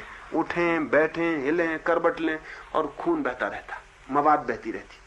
तो जिस व्यक्ति से जितनी ज्यादा मवाद बहती वो उतना परम गुरु हो जाता। यानी इस बात का नापजोक रखना पड़ता है किसके कितने गांव हैं। तुम 10 खीले गड़ाए हुए हो कि 15, तो 10 वाला 15 वाले को आदर देता। एक दूसरा संप्रदाय था जो कोड़े मारने वालों का संप्रदाय था, कि सुबह उठ के साधु अपने शरीर को नंगा करके कोड़े मार, फ्लेगिस्ट कहलाते वो, अपने को कोड़ा मारता। जो जितना ज्यादा कोड़ा मारता, इसकी चर्चा होती गांव में कि फला आदमी 101 कोड़े मारता है सुबह। हमको ये बात अजीब लगती है, फला आदमी 201 मारता है, चमड़ा बिल्कुल उधार डालता है, लहू लुहान हो जाता, उसका उतना आदर होता। लेकिन हम भी कहते हैं कि फला साधु ने 15 दिन का उपवास किया है, फला साधु ने 21 दिन का उपवास किया है, फला आदमी महीने भर से उपवास पर है। इसके हम अखबार में फोटो भी निकालते हैं, जुलूस भी निकालते हैं कि आदमी 2 महीने उपवास किया है, ये बड़ा अद्भुत आदमी 2 महीने भूखा मरा। ये भी फ्लेगिज्म है, ये भी कोड़े ही मारना है, ये भी खीले ही ठोकना है। लेकिन हमें ख्याल में नहीं है कि आज तक मनुष्य जाति क्यों दुख देने वाले लोगों को, खुद को दुख देने वाले लोगों को इतना आदर क्यों देती रही। जरूर कहीं कोई रुग्ण भाव काम कर रहा है, कहीं जरूर कोई हमारे मन में दूसरे लोगों को दुख दिया जाए। तो त्याग के लिए जैसे ग्रेडेशन बताई आपने, हाँ। ज्यादा में ज्यादा दोगे, वैसे भोग के लिए आप ग्रेडेशन कैसे बताएंगे? भोग तो असुप्त होगा जी, भोग असुप्त होता है, त्याग जैसे दिखता है। हाँ। वैसे भोग के लिए आप कैसे ग्रेडेशन? भोग भी दिखता है, भोग भी दिखता है। चूंकि हमने त्याग के बाबत चिंतन किया इसलिए ग्रेडेशंस बन गए। अगर हम भोग के लिए चिंतन करेंगे तो ग्रेडेशंस बन जाएंगे। भोग भी दिखता है, वो भी दिखता है कि कौन आदमी कितना आनंदित है, कौन आदमी कितना शांत है, कौन आदमी प्रत्येक चीज से कितना सुख लेता है। यानी समझ ले कि एक आदमी फूल के पास खड़ा हुआ है, फूल के पौधे के पास खड़ा हुआ है, गुलाब के पास खड़ा हुआ है, तो वो आदमी भी हमें दिखता है जो अपना हाथ कांटे में चुभा रहा है। तो वो आदमी हमको नहीं दिखेगा जो फूल की सुगंध ले रहा है, वो भी दिख जाएगा, लेकिन हमने देखा नहीं। वो हमें यही थोड़ी दिखेगा कि आदमी कांटे में हाथ चुभाता तभी दिखाई पड़ता, फूल के सुगंध लेते हुए नहीं दिखाई पड़ता। लेकिन अब तक हमने उस आदमी को आदर दिया है जिसने गुलाब के कांटे को हाथ में चुभा लिया और खून बहा दिया। हमने कहा यह आदमी अद्भुत है। हमने उस आदमी को आदर नहीं दिया जिसने फूल की सुगंध ली। हमने कहा तो आदमी साधारण है, फूल की सुगंध तो कोई भी लेता है। असली सवाल तो कांटा चुभाने का है। अब बड़ा मजा ये है, असली सवाल फूल की सुगंध लेने का ही है, कांटे चुभाने का नहीं। कांटा चुभाने वाला भी बीमार है, रुग्ण है, साइकेट्रिक है, वो उसका मनोवैज्ञानिक स्थिति गड़बड़। और कांटा चुभाने वाले को आदर देने वाला भी खतरनाक है, वो भी रुग्ण है। फूल सूंघने वाला भी स्वस्थ है और फूल सूंघने वाले को सम्मान देने वाला भी स्वस्थ है। एक ऐसा समाज चाहिए जहां सुख का समादर हो, दुख का अनादर हो। लेकिन हुआ उल्टा है, और इस समाज ने इस तरह का धर्म पैदा कर लिया, और इस जगत में जो सबसे ज्यादा सुखी लोग थे उनको सबसे ज्यादा दुखियों की श्रेणी में रख दिया। जैसे महावीर जैसे व्यक्ति को सर्वाधिक सुखी लोगों में से गिना जाना चाहिए। इसके आनंद की कोई सीमा लगानी मुश्किल है। आदमी 24 घंटे आनंद में है, लेकिन हमारी वो त्याग की दृष्टि ने वो सारा आनंद छीन कर दिया। बल्कि हमने क्या कहना शुरू किया, हमने कहना ये शुरू किया कि आदमी इतने आनंद में इसलिए है कि इसने इतना इतना त्याग किया। जो इतना इतना त्याग करेगा वो इतने आनंद में हो सकता है। त्याग कर रहा है आदमी लेकिन उतने आनंद में नहीं हो जाता है। बात उल्टी है, ये आदमी इतने आनंद में है इसलिए इससे इतने त्याग हो गए। ये त्याग हो जाना इतने आनंद में होने का परिणाम था, और कोई आदमी इतने आनंद में होगा तो उससे इतने त्याग हो जाएंगे। लेकिन हमने उल्टा पकड़ा, हमने पकड़ा कि इतने इतने त्याग करो तो देखो महावीर इतने आनंद में हुआ, तुम भी इतने त्याग करोगे तुम भी इतने आनंद में हो जाओगे। बस बात एकदम गलत हो गई। वो त्याग करने से कोई आनंद में नहीं हो जाएगा। हाथ के पत्थर छोड़ देने से हीरे नहीं आ जाते, लेकिन हीरे आ जाए तो पत्थर छूट जाते हैं। त्याग पीछे है, प्रथम नहीं है, ये मैं कह रहा हूं। और अगर महावीर को हम इस भाषा में देखें, और मुझे लगता है कि यही सही भाषा है उनको देखने की, तो हमारा धर्म के प्रति, जीवन के प्रति पूरा दृष्टिकोण अलग होगा। महावीर ने घर नहीं छोड़ा, बड़ा घर पाया। छोड़ने की भाषा के ही मैं विरोध में हूं। बड़ा घर पाया, बड़ा घर पाया, छोटा घर छूट गया। छूट गया इसका मतलब ये नहीं कि वो उसके दुश्मन हो गए, छूट गया उसका मतलब ये है कि अब छोटे घर में रहना असंभव हो गया। जब बड़ा घर मिल गया, छोटा घर उसका हिस्सा हो गया, उससे ज्यादा नहीं रह गया। जैसे कि त्याग शब्द मिसलीडिंग है, जैसे हाँ, वैसा ही भोग शब्द भी मिसलीडिंग हो सकता है। वो तो वही माणिक बाबू कहते हैं, प्रत्येक चीज मिसलीडिंग हो सकती है, ये सवाल नहीं है। प्रत्येक चीज हो सकती है, लेकिन अगर इसमें भी चुनाव करना हो तो मैं कहता हूं कि भोग की मिसलीडिंग होना ठीक है। उसका भी मैं कहता हूं, अगर ये भी चुनाव करना हो कि भोग या त्याग दोनों ही अगर मिसलीडिंग हो सकते हैं, तो भी मैं कहता हूं कि फिर भोग का ही मिसलीड करना ठीक है। इसलिए कहता हूं कि वो जीवन के स्वस्थ,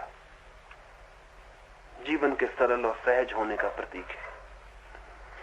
और ये भी बड़े मजे की बात है कि जो आदमी भोगने चलेगा उससे त्याग धीरे धीरे अनिवार्य हो जाएंगे, वो कितना ही मिसलीडिंग हो। यानी मेरा कहना यह है कि जो आदमी भोगने चलेगा वो जैसे जैसे भोग में उतरेगा वैसे वैसे बड़े भोग की संभावनाएं प्रकट होंगी और त्याग उससे अनिवार्य हो जाएंगे। लेकिन जो आदमी त्याग करने चलेगा उससे पुराने भोग की संभावनाएं छिन जाएंगी और नए भोग की संभावनाएं प्रकट नहीं होंगी। वो आदमी सूखता चला जाएगा। यानी ये बात सच है कि ज्यादा खाना भी खतरनाक है, ना खाना भी खतरनाक है। फिर भी अगर दोनों में से चुनना हो तो मैं कहूंगा ज्यादा खाने चुन लेना, क्योंकि ना खाने वाला तो मर ही जाएगा, ना ज्यादा खाने वाला बीमारी पड़ सकता है, और ज्यादा खाने वाला आज नहीं कल इस अनुभव पे पहुंच जाएगा कि कम खाना सुखद है, लेकिन ना खाने वाला कभी इस अनुभव पे नहीं पहुंचेगा क्योंकि वो मर ही जाएगा। यानी जो मैं कह रहा हूं, यानी मेरा कहना यह है कि अगर भूल भी चुननी हो, भूल तो सब जगह संभव है, भूल सब जगह संभव है, क्योंकि आदमी अज्ञान में है, इसलिए कुछ भी पकड़ता है तो भ्रांति ला सकता है। लेकिन फिर भी भ्रांति ऐसी चुननी चाहिए जिससे लौटने का उपाय हो। जैसे ना खाने से लौटने का कोई उपाय नहीं, लेकिन ज्यादा खाने से लौटने का उपाय है। मेरा मतलब आप समझ रहे हैं ना? ज्यादा खाने से लौटने का उपाय है, और ज्यादा खाना खुद दुख देगा, लौटना पड़ेगा, लेकिन ना खाना दुख नहीं देता, समाप्त ही करता है, मिटा ही डालता है, उससे लौटने की संभावना कम हो जाती। फिर ये बात तो ठीक ही है कि सभी शब्द हमें भरमा सकते हैं, भटका सकते हैं, क्योंकि हम शब्दों से वही अर्थ निकाल लेना चाहते हैं जो हम चाहते हैं कि निकले। हम वो नहीं देखना चाहते कि जो कहा गया है ये तो हमेशा रहेगा, ये हमेशा होगा। इसलिए जो आदमी जिन शब्दों का प्रयोग करता है उन शब्दों के लिए बहुत साफ दृष्टि साथ देनी चाहिए। तो जो मैं कह रहा हूं, मैं ये कह रहा हूं कि भोग अंततः त्याग बन जाता है, लेकिन त्याग अंततः भोग नहीं बनता। जो मैं कह रहा हूं, भोग अंततः त्याग बन जाता है।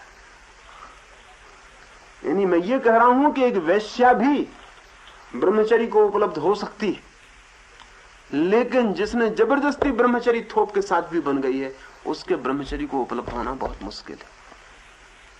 एक वेश्या का अनुभव भी निरंतर उसे ब्रह्मचर्य की दिशा में गतिमान करता है, लेकिन थोपा हुआ ब्रह्मचर्य निरंतर सेक्स की दिशा में गतिमान करता है और कहीं नहीं ले जा सकता। अगर ले भी जाएगा तो और वासना की तरफ चित्त को झुकाएगा। फिर जीवन की सहजता में ही भूल हो, असहजता में ना हो, ये अच्छा है। इसलिए मेरा वैसा कहना है। कहीं एक अंतर हम जानना चाहते हैं कि किन्से रिपोर्ट जो सेक्स पर प्रकाशित हुई, उसने लिखा है कि वो लोग जो कि खुद के कोड़े मारते हैं अथवा दूसरे के कोड़े मारते हैं, वो लोग जो कि स्वयं को दुख देते हैं और दूसरे को दुख देना पसंद करते हैं, ऐसे सारे लोग जो हैं वो सेक्स परवर्ट्स। ये बिल्कुल ही ठीक है। इसी ढंग से इधर जिसे हम त्यागी कहते हैं, सेक्स परवर्ट धूनी रमाता है, हर चीज है। अच्छा, दोनों के सेक्स परवर्ट्स में क्या दोनों को हम एक ही स्तर पर रख सकते हैं, या इनमें दोनों में इस परवर्ट्स में? समझा, आपकी बात बहुत ठीक है। सारे पिछले 100 वर्षों के मनोविज्ञान की खोज ये है कि दूसरे को दुख देना या अपने को दुख देना या दुखियों को आदर देना या दुख की संभावनाओं को सहारा देना किसी न किसी प्रकार की काम शक्ति का विकृत रूप है, सेक्स परवर्शन है। ये बिल्कुल ही सत्य की बात है।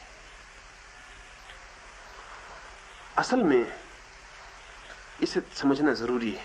असल में काम या सेक्स सुख की निम्नतम संभावना है, सुख की। समझना चाहिए कि काम जो है प्रकृति के द्वारा दिया गया सहज सुख है। इससे कोई ऊपर उठे और बड़े सुख खोज ले तो फिर काम के सुख की जरूरत नहीं रह जाती। इससे कोई ऊपर उठे और बड़े सुख खोज ले तो काम के सुख की कोई जरूरत नहीं रह जाती। धीरे धीरे काम रूपांतरित होता है, ट्रांसफॉर्म होता है और अंततः ब्रह्मचरी बन सकता है। लेकिन इससे बड़े सुख कोई ना खोजे और इस सुख को भी इंकार कर दे तो फिर दुख की संभावनाएं शुरू होती हैं। क्योंकि नीचे दुख की संभावनाएं, ये सीमा रेखा है। सेक्स के नीचे दुख की संभावनाएं हैं, सेक्स के ऊपर सुख की संभावनाएं हैं। अगर कोई बड़े सुख खोज ले तो सेक्स से मुक्त हो जाता है। अगर कोई बड़े सुख न खोजे और सेक्स को इंकार कर दे तो नीचे के दुखों में उतर आता है। तो सेक्स क्या है? बीच की रेखा है। क्या है वो? जहां से हमारे सुख दुखों में रूपांतरित होते हैं, वो सीमा रेखा है जहां नीचे दुख है ऊपर सुख है। इसलिए दुखी आदमी सेक्सुअल हो जाता है, बहुत सुखी आदमी नॉन सेक्सुअल हो जाता है। क्योंकि उसके लिए एक ही सुख है, एक ही सुख है। जैसे दरिद्र समाज है, दीन समाज है, दुखी समाज है, तो एकदम बच्चे पैदा करेगा। गरीब आदमी जितने बच्चे पैदा करता अमीर आदमी नहीं करता। अमीर आदमी को अक्सर तो गोद लेने पड़ते, उसका कारण है। गरीब आदमी एकदम बच्चे करता है, उसके पास एक ही सुख है, बाकी सब दुख ही दुख है। इस दुख से बचने के लिए एक ही मौका है उसके पास कि वो सेक्स में चला जाए। वही उसके लिए एकमात्र सुख का अनुभव जो उसे हो सकता है वो वही है। अमीर आदमी को और भी बहुत सुख है, सुख छितर जाता है तो सेक्स इंटेंस नहीं रह जाता, उसकी इंटेंसिटी कम हो जाती, उसकी तीव्रता कम हो जाती, सुख और जगहों में फैल जाता है। बहुत तरह के सुख वो लेता है, संगीत का भी लेता है, साहित्य का भी लेता है, नृत्य का भी लेता है, विश्राम का भी लेता है।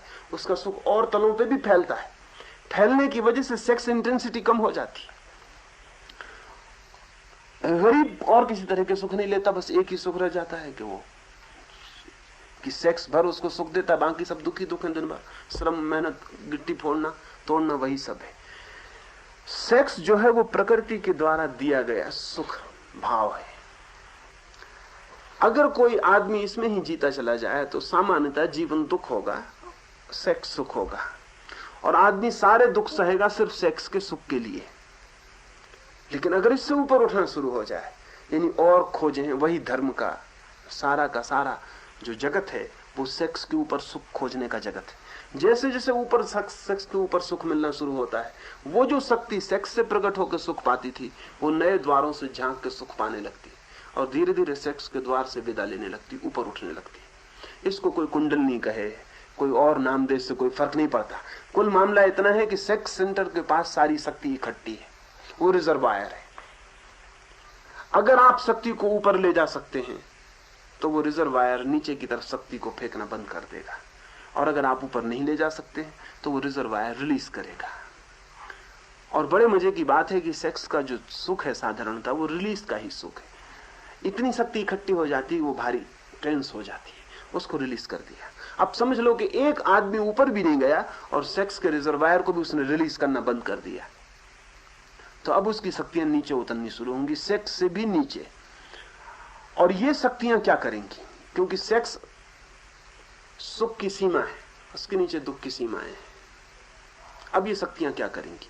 ये सैडिस्ट या मैसोचिस्ट हो जाएंगी। या तो ये खुद को सताएंगी या दूसरे को सताएंगी। और मजे की बात यह कि जो मजा आएगा वो सेक्सुअल जैसा ही है। यानी जो आदमी अपने को कोड़े मार रहा है,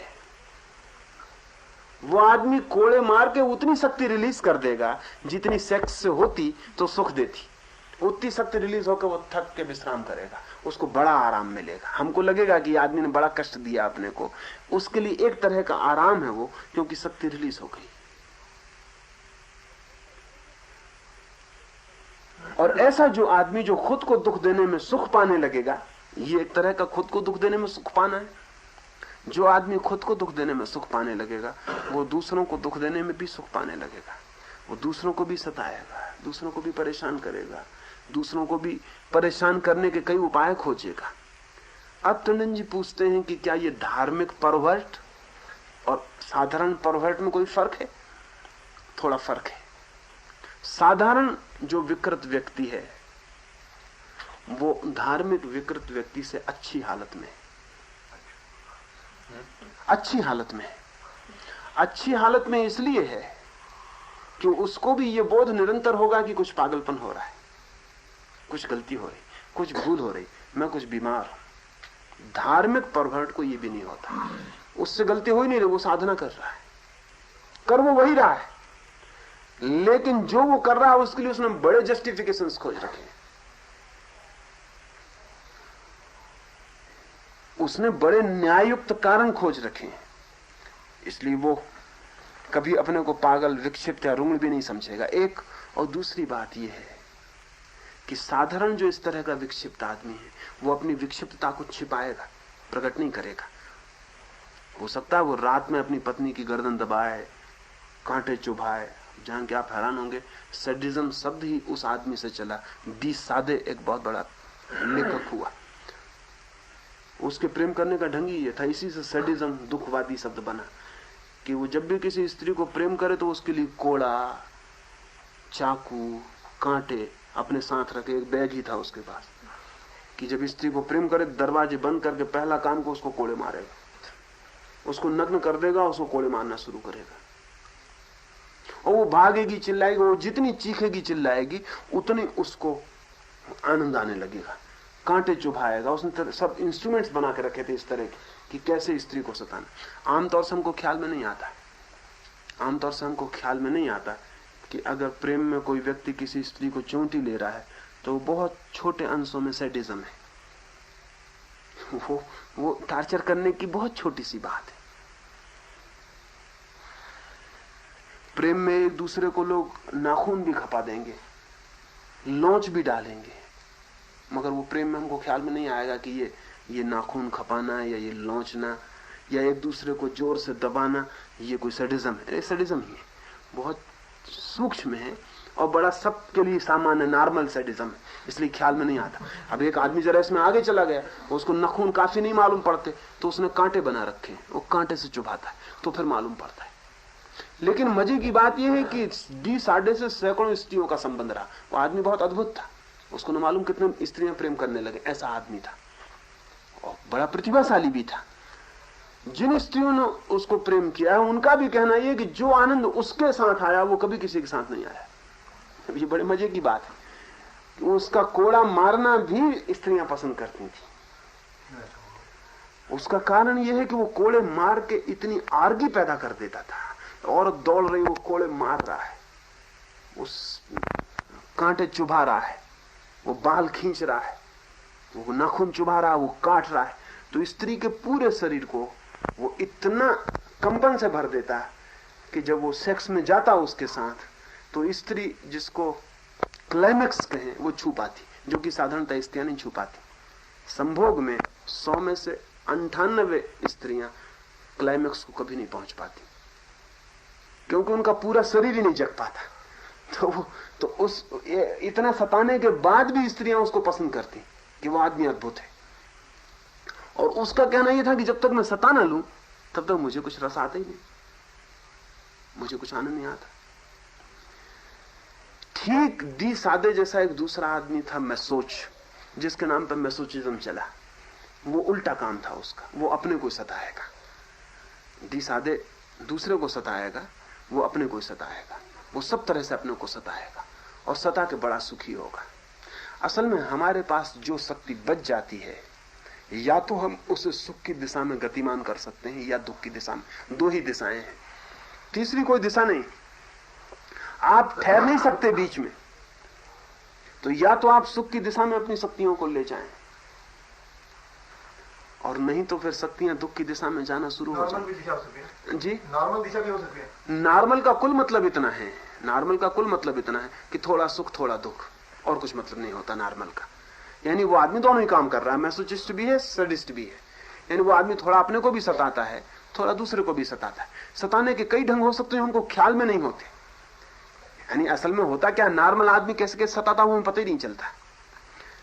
जरा सीमा के बाहर जाता तब पता चलना शुरू होता है कि तो मामला गड़बड़ हो गया, या आदमी कुछ गड़बड़ हो गया। कह मैं ये रहा हूं कि दो ही दिशाएं हैं, या अगर बीच में ठहरते हैं आप तो दोनों दिशाओं का घोलमेल आपके व्यक्तित्व में होगा। कभी आप सताएंगे भी, इसलिए ये होता है कि पति कभी पत्नी को सताएगा भी, कभी प्रेम भी करेगा। सताएगा फिर प्रेम करेगा, प्रेम करेगा फिर सताएगा, पत्नी भी सताएगी एक दिन प्रेम करती दिखाई पड़ेगी, दूसरे दिन सताती दिखाई पड़ेगी, सुबह से उपद्रव मचाएगी, सांझ पैर दाबेगी। ये कुछ समझ में आना मुश्किल होता है कि हो क्या रहा है, यानी ये दोनों बातें एक साथ क्यों चलती। और ध्यान रहे कि जिसका हमने थोड़ी देर प्रेम किया, थोड़ी देर बाद हम उसको सताएंगे, क्योंकि वो एक नॉर्मलिटी खत्म हुई, अब दूसरी शुरू हुई। अब थोड़ी देर में हम सताने का उपाय खोजेंगे। अक्सर ये होगा कि पति पत्नी लड़ते लड़ते लड़ते लड़ते बड़े प्रेम में आ जाएंगे, और प्रेम में आते आते आते आते फिर लड़ना शुरू कर देंगे। ये इस तरह उनका सर्किल चलता रहेगा। वो जिसको भी हम सताएंगे, थोड़ी देर में सताने का काम पूरा हो जाएगा, फिर प्रेम करेंगे, फिर प्रेम करेंगे, फिर सताएंगे। नॉर्मल का इतना ही मतलब होता है। एबनॉर्मल का मतलब ये होता है कि या तो वो सुख की दिशा में चला जाता तो भी एबनॉर्मल है, और या दुख की दिशा में चला जाता तो भी एबनॉर्मल है। असाधारण है वो व्यक्ति, लेकिन सुख की दिशा में जाने से शायद अंततः वो परमात्मा तक पहुंच जाता है, क्योंकि परमात्मा परम सुख है। और दुख की दिशा में जाने से शायद वो शैतान तक पहुंच जाता है, क्योंकि शैतान होना अंतिम दुख है। ये जो मैं कह रहा हूं, और वो जो प्रश्न पूछा गया वो ये कि इसमें धार्मिक और असाधारण में, तो धार्मिक आदमी इन्हीं कामों को प्रकट में करेगा, अधार्मिक आदमी इनको अप्रगट में करेगा, और धार्मिक आदमी प्रकट में करेगा। इसलिए धार्मिक आदमी ज्यादा खतरनाक भी है, क्योंकि वो प्रकट में करके इनको फैलाता भी है, इनका विस्तार भी करता है। और मजा यह है कि वो धार्मिक आदमी लोगों में ये भाव पैदा करता है कि जो वो काम कर रहा है ये कोई विक्षिप्तता के नहीं, ये काम बड़ी साधना के, बड़ी ऊंची बात कर रहा है। और पागल आदमी को ये ख्याल आ जाए कि वो ऊंची बात कर रहा है, तो फिर पागलपन के ठीक होने की संभावना ही खत्म होती। हिंदुस्तान में पागलों की संख्या कम है, यूरोप में पागलों की संख्या ज्यादा है। लेकिन अगर सन्यासी साधुओं सताने वालों की संख्या हिंदुस्तान के पागलों से जोड़ दी जाए, संख्या बराबर हो जाती। उसका कुल कारण यहां डायवर्सन, वहां डायवर्सन भी नहीं। वहां जो आदमी पागल है वो पागल है, जो आदमी पागल नहीं है वो पागल नहीं। यहां पागल और गैर पागल के बीच एक रास्ता और है कि वो आदमी इस तरह। मैं एक आदमी को जानता हूं जबलपुर में, जो 108 बार बर्तन साफ करेंगे तब पानी भर के लाएंगे। यह आदमी यूरोप में हो तो पागल हो जाएगा, यह आदमी हिंदुस्तान में हो तो धार्मिक हो जाएगा। तो लोग कहते हैं कि परम धार्मिक आदमी, शुद्धि का कैसा ख्याल। आदमी 108 दफा बर्तन, और इसमें भी अगर कोई स्त्री निकल गई बीच में तो वो खत्म हो गया पहली श्रृंखला, फिर एक से शुरू करेगा। ये जो आदमी है यहां धार्मिक है, इसको कई लोग पैर छूएंगे, कहेंगे ये परम धार्मिक आदमी। कभी कभी दिन बीत जाएगा उसका इसी में, क्योंकि नल पे धो रहा है, वो स्त्री फिर निकल गई तो वो खत्म हो गया पहला वाला, फिर अशुद्ध हो गया बर्तन, वो फिर शुद्ध कर रहा है।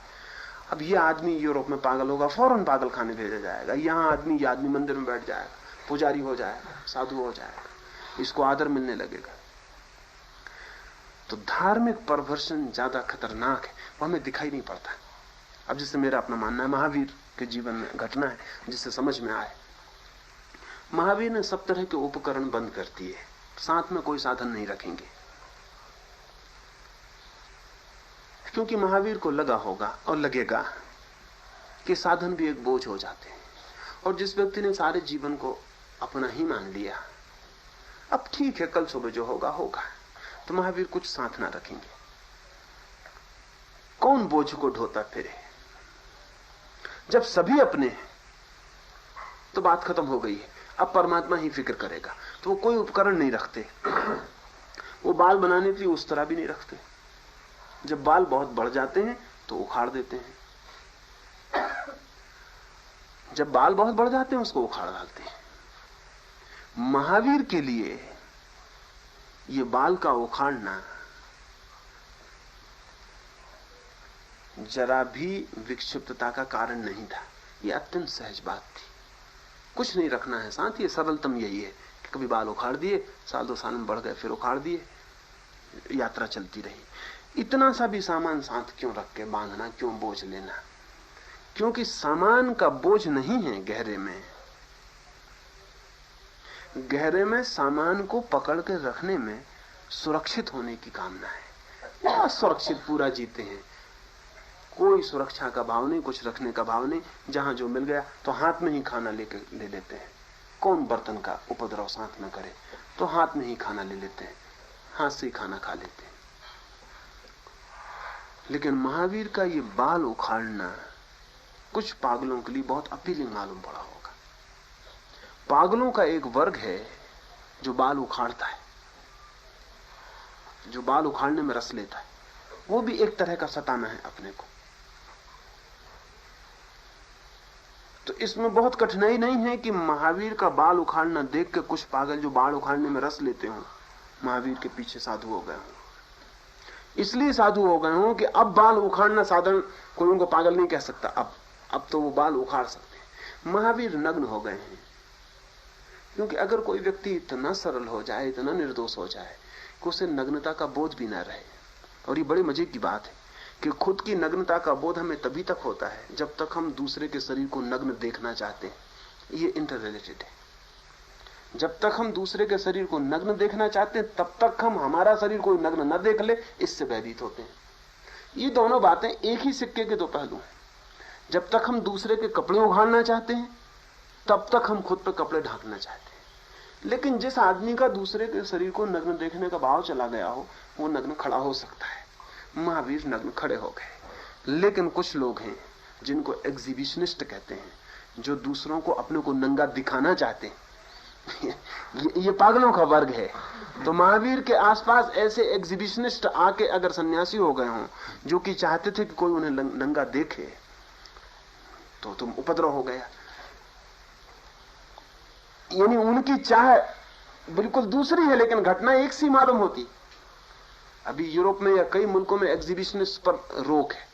कुछ लोग हैं, कुछ परसेंटेज है उनका, जो कि रास्ते के किनारे खड़े रहेंगे। कोई अगर अकेला निकल रहा है तो पैंट खोल के नंगा होकर एकदम भाग जाएंगे उसको दिखा के। इन पर रोक है कि ये आदमी खतरनाक है। अभी इनको क्या हो रहा है, इनको क्या रस आ रहा है, दूसरा इनको नंगा देख ले, ये इनका रस है। और ये पागल है, ये निपट पागल है। लेकिन हिंदुस्तान में ये नंगे साधु हो सकते हैं और तब इनका पागलपन हमें पता ही नहीं चलेगा। ये पूजा का कारण बन जाएंगे। अब कठिनाई जो है जीवन को समझने में वो ये है कि जीवन में दोनों घटनाएं घट सकती हैं, इसलिए बड़ी कठिनाई है। एक आदमी इसलिए नग्न हो सकता है कि अब उसके मन में कुछ नग्नता को छिपाने, ढांकने, देखने का कोई भाव ही नहीं रहा। वो परम सरल हो गया है, तो बच्चे की तरह नग्न हो सकता है। और एक आदमी पागल की तरह नग्न हो सकता है कि नग्न होने में उसे रस है कि दूसरे उसको नंगा देखे। और ये दोनों घटनाएं एक साथ घट सकती हैं, और इसलिए बड़ी कठिनाई है जीवन में साफ साफ समझने में। लेकिन कठिनाई पहचानी जा सकती, नियम बनाए जा सकते हैं। जो आदमी सरलता की वजह से नग्न हुआ है वो जीवन के और हिस्सों में भी सरल होगा। ये भी भोग हुआ फिर जी, नग्नता और बिल्कुल भोग हुआ। बाल उखाड़ना भी भोग हुआ। हाँ, उनके लिए भोगी है, उनके लिए भोगी है। और नग्नता का आनंद है उनके लिए पूरा, उनके लिए पूरा आनंद है, उनके लिए भोग का ही हिस्सा है। उनके लिए कपड़े छोड़ेगा ऐसा नहीं, नग्नता आई ऐसा।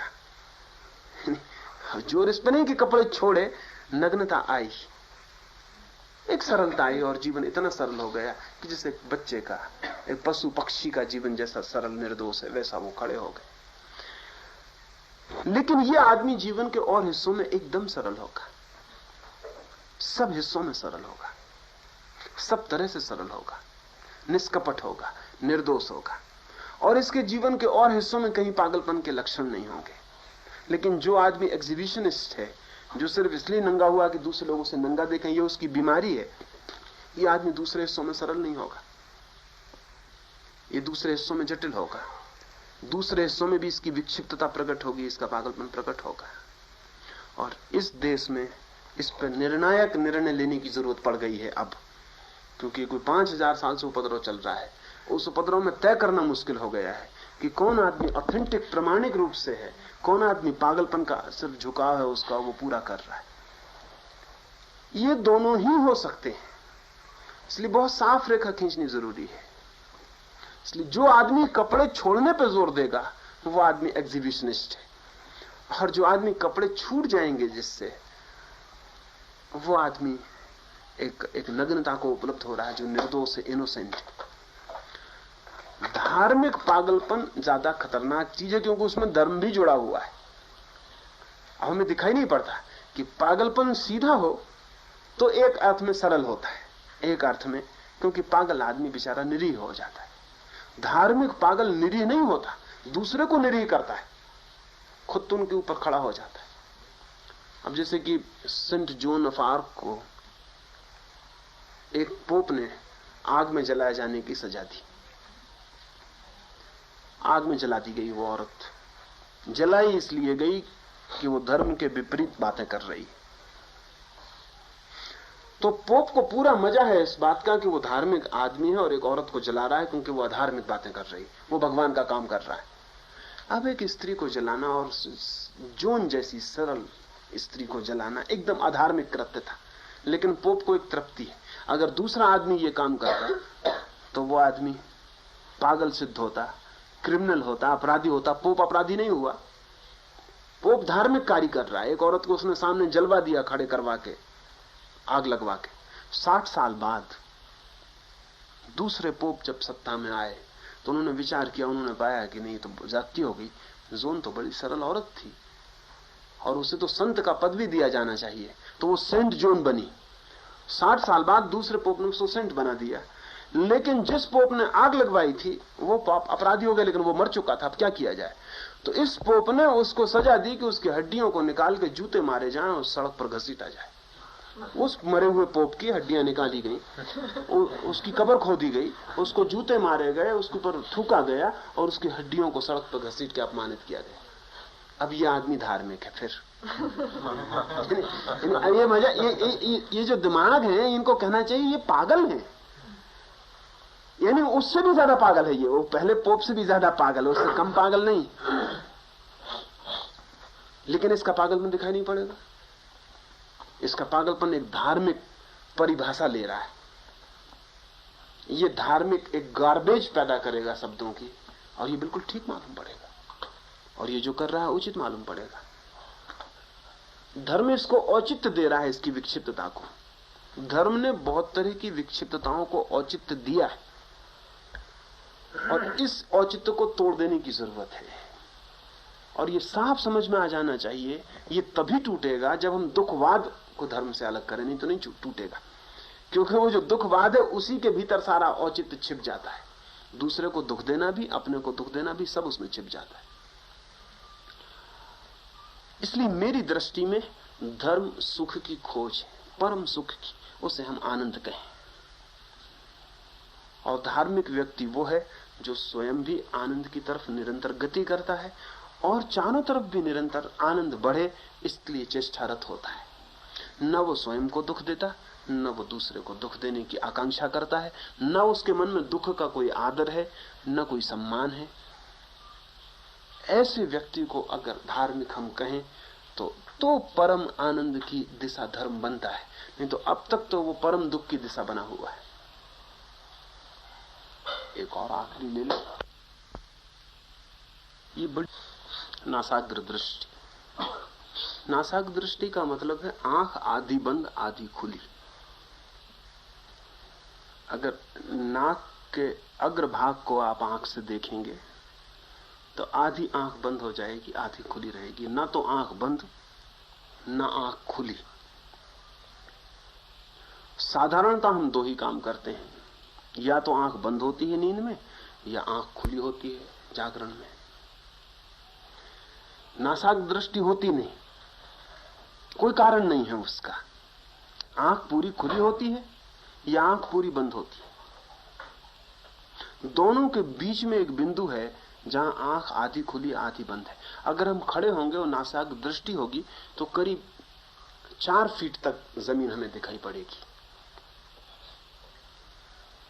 करीब 4 फीट तक हमें जमीन दिखाई पड़ेगी। तो साधारणतः कोई भी नासाग्र नहीं होता। इसमें 2-3 बातें महत्वपूर्ण है। एक तो ये कि पूरी बंद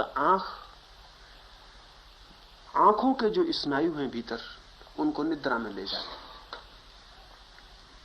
पूरी बंद आंख निद्रा में ले जाती है। आंख जैसी बंद होती है पूरी, तो मस्तिष्क के जो स्नायु आंख से जुड़े हैं वे एकदम शिथिल हो जाते हैं और निद्रा हो जाती है। पूरी खुली आंख जागरण में लाती है। ध्यान दोनों से अलग अवस्था है, न तो वो निद्रा है, न वो जागरण है। वो निद्रा जैसा शिथिल है और जागरण जैसा चेतन है। ध्यान तीसरी अवस्था है। नींद नहीं है वो, और जागरण भी नहीं है वो, और नींद भी है और जागरण भी है। उसमें दोनों के तत्व हैं।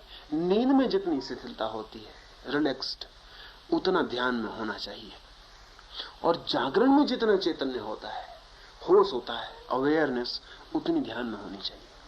तो ध्यान जो है वो मध्य अवस्था है। और नासाग्र दृष्टि आंख के पीछे के स्नायुओं को मध्य अवस्था में छोड़ देती है। वो बड़ी वैज्ञानिक बात है। उस हालत में ना तो स्नायु इतने तने होते जितने की जागरण में तने होते हैं, ना इतने शिथिल होते जितने की निद्रा में शिथिल हो जाते हैं और सो जाते हैं। मध्य में होते हैं। एक मध्य बिंदु, सम बिंदु होता है। तो नासाग्र दृष्टि का यौगिक तो बहुत मूल्य है, फिजियोलॉजिकल बहुत मूल्य है, और ध्यान के लिए वो कीमती प्रभाव पैदा करती है। दूसरी बात ये समझने की है कि पूरी आंख बंद कर ले व्यक्ति तो एनक्लोज्ड हो जाता है, सब तरफ से बंद हो जाता है, जगत से टूट जाता है। पूरी बंद आंख जो है एक व्यक्ति को आइलैंड बना देती, उसका जगत से सब संबंध टूट गया, वो बंद हो गया अपने में। पूरी खुली आंख व्यक्ति को बाहर के जगत से जोड़ देती है और अपने को वो विस्मरण कर जाता है। उसे अपना कोई पता ही नहीं रह जाता और सब हो जाता है, वही भर मिट जाता है। बंद आंख में सब मिट जाता है, वही रह जाता है। खुली आंख में सब सत्य हो जाता है, खुद ही भर मिट जाता है। आधी बंद आधी खुली आंख में ये भी अर्थ है कि ना तो हम टूटे हुए हैं सबसे, वो बात भी गलत है, सबसे हम जुड़े हैं, और ना ही ये बात सच है कि सभी सच है और हम झूठे। हम भी हैं और सब भी है। महावीर का सारा जोर सम पर है, निरंतर। सम्यक शब्द उनका सर्वाधिक प्रयोग में आने वाला शब्द है।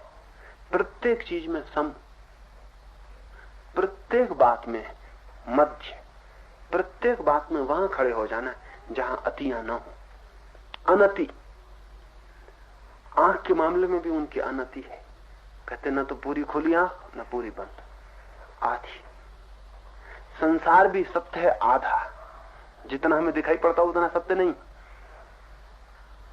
हम भी सत्य हैं लेकिन आधे, जितना बंद आंख तो मालूम पड़ते हैं उतने नहीं। शंकर कहते हैं सब जगत असत्य, सत्य है ही नहीं जगत। आंख बंद हो तो जगत एकदम असत्य हो जाता है। क्या सत्य है? तो जो व्यक्ति आंख बंद करके ध्यानावस्थित होने की चेष्टा करेगा वो माया के किसी न किसी सिद्धांत के करीब पहुंच जाएगा, क्योंकि जब आंख बंद में उसे आत्मा अनुभव होगा तो जगत एकदम असत्य मालूम पड़ेगा, है ही नहीं। तो जिन लोगों ने, शंकर ने, अद्वैत ने, जिन्होंने कहा है कि जगत इल्यूजरी है, उसका कारण है वो बंद आंख का अनुभव है। अगर बंद आंख से ध्यान किया गया तो जगत इल्यूजरी हो ही जाएगा, क्योंकि कुछ बचता ही नहीं, वहां सिर्फ स्वयं बच जाता है। बंद आंख में बाहर की जगत का कोई अनुभव नहीं रह जाता, स्वयं की अनुभूति रह जाती है। वो इतनी प्रखर होती है कि कोई भी कह देगा कि बाहर जो था वो सब असत्य था, वो सत्य नहीं था। अगर कोई बाहर के जगत में पूरी आंख खुली करके जी रहा है, जैसा चार्वाक, तो वो कहता भीतर भीतर कुछ भी नहीं, आत्मा आत्मा सब झूठी बातें, खाओ पियो मौज करो। ये बाहर पूरी खुली आंख का अनुभव है कि बाहर ही सब कुछ है, खाओ पियो मौज करो, भीतर कुछ भी नहीं। भीतर गए कि मरे, भीतर है ही नहीं कुछ, आत्मा जैसी कोई चीज नहीं। अगर कोई पूरी खुली आंख के अनुभव से जिए तो इंद्रियों के रस ही शेष रह जाते हैं, आत्मा विलीन हो जाती है। तब जगत सत्य होता है, आत्मा असत्य हो जाती है। और महावीर कहते हैं जगत भी सत्य है और आत्मा भी सत्य है। जगत असत्य नहीं है और आत्मा भी असत्य नहीं है। और महावीर कहते हैं कि ये एक दृष्टि है। आंख बंद करके अगर कोई अनुभव करेगा तो स्वयं सत्य मालूम पड़ेगा, जगत असत्य मालूम पड़ेगा। ये दूसरी दृष्टि है कि कोई आदमी कभी ध्यान में बैठेगा ही नहीं आंख बंद करके और बाहर के जगत में ही जिएगा, तो वो कहेगा आत्मा मात्मा सब असत्य है, जगत ही सत्य है। ये दो दृष्टियां हैं। ये दर्शन नहीं है। महावीर कहते हैं जगत भी सत्य है, आत्मा भी सत्य है, पदार्थ भी सत्य है, परमात्मा भी सत्य है। दोनों एक बड़े सत्य के हिस्से हैं, दोनों सत्य हैं। और वो प्रतीक है, वो नासाग्र दृष्टि। यानी महावीर कभी पूरी आंख बंद करके ध्यान नहीं करेंगे, पूरी खुली आंख रख के भी ध्यान नहीं करेंगे। आधी आंख खुली आधी बंद, और बाहर और भीतर एक संबंध बना रहे, जागे भी न जागे भी, बाहर और भीतर एक प्रवाह होता रहे चेतना का। ऐसी स्थिति में जो ध्यान को उपलब्ध होगा, उस ध्यान में उसे ऐसा नहीं लगेगा मैं ही सत्य हूं, ऐसा भी नहीं लगेगा कि बाहर असत्य है या बाहर ही सत्य है। ऐसा लगेगा कि सत्य दोनों में है और दोनों को जोड़ रहा है। वो आधी खुली आंख प्रतीकात्मक रूप से भी अर्थ रखती है और ध्यान के लिए सर्वोत्तम है, लेकिन थोड़ी कठिन है, क्योंकि दो अनुभव हमें बहुत सरल है, खुली आंख बंद आंख। थोड़ी कठिन है लेकिन सर्वोत्तम है। आप चारवाक को भी उसी श्रेणी में रखते हैं जिस श्रेणी में शंकर? नहीं, उससे बिल्कुल उल्टी श्रेणी है वो। पर स्तर दोनों का एक ही है? नहीं, स्तर भी एक नहीं है, स्तर भी एक नहीं है, लेकिन दोनों अधूरे सत्यों को कह रहे हैं। इस मामले में भरे एक, स्तर भी एक नहीं है। शंकर ने बंद आंख में ध्यान किया और उसको दुनिया असत्य मालूम पड़ेगी। चारवाक ने खुली आंख में ध्यान किया। ध्यान की ही नहीं, बस खुली आंख रखी। खुली आंख में ध्यान करने का उपाय नहीं है। खुली आंख में तो बाहर का जगत ही सब कुछ है, और उसी में जिया, खाया पिया, मौज किया, और कभी भीतर गया नहीं, क्योंकि भीतर जाना पड़ता तो आंख बंद करनी पड़ती। भीतर गया नहीं। जोट था अभी पश्चिम में एक विचारक, उसने लिखा है, उससे कई दफा लोगों ने कहा कि कभी ध्यान भी करो। गुरजीएफ से वो मिलने गया होगा, तो गुरजीएफ ने कहा कि कभी आंख भी बंद करो। तो उसने कहा फुर्सत कहाँ, लेकिन सुबह उठता हूं तो भाग दौड़ शुरू होती है, सांझ जब सोता हूं तब तक भागता रहता हूं। कहाँ फुर्सत, ध्यान के लिए अलग वक्त कहाँ, या तो जागता हूं या सोता हूं, फुर्सत कहाँ है। और तीसरी बात की उपाय कहाँ है, और तीसरी बात होती कहाँ है। या तो जागो या सो तो तुम ही रह जाते हो, जागो तो सब रह जाते हैं, तुम नहीं रह जाते हो। जोड़ ने जो कहा वो ठीक कहा। ऐसे अगर चारवाक से को कहते, वो कहता कैसा ध्यान, जागते हैं जब थक जाते हैं, सो जाते हैं, जब थकान मिट जाती फिर जग जाते हैं। जीते हैं इंद्रियों में, इसलिए जितनी देर जाग सको जियो, जितना जाग के जी सको जियो, जितना भोग सको भोगो, प्रत्येक चीज का रस लो। और भीतर भीतर क्या है, भीतर कुछ भी नहीं है, भीतर एक झूठ है, क्योंकि भीतर जो कभी गया नहीं है, भीतर झूठ हो ही जाएगा। तो चारवाक बाहर ही जी रहा है, वो जो दी आउटर है वही उसके लिए सत्य है।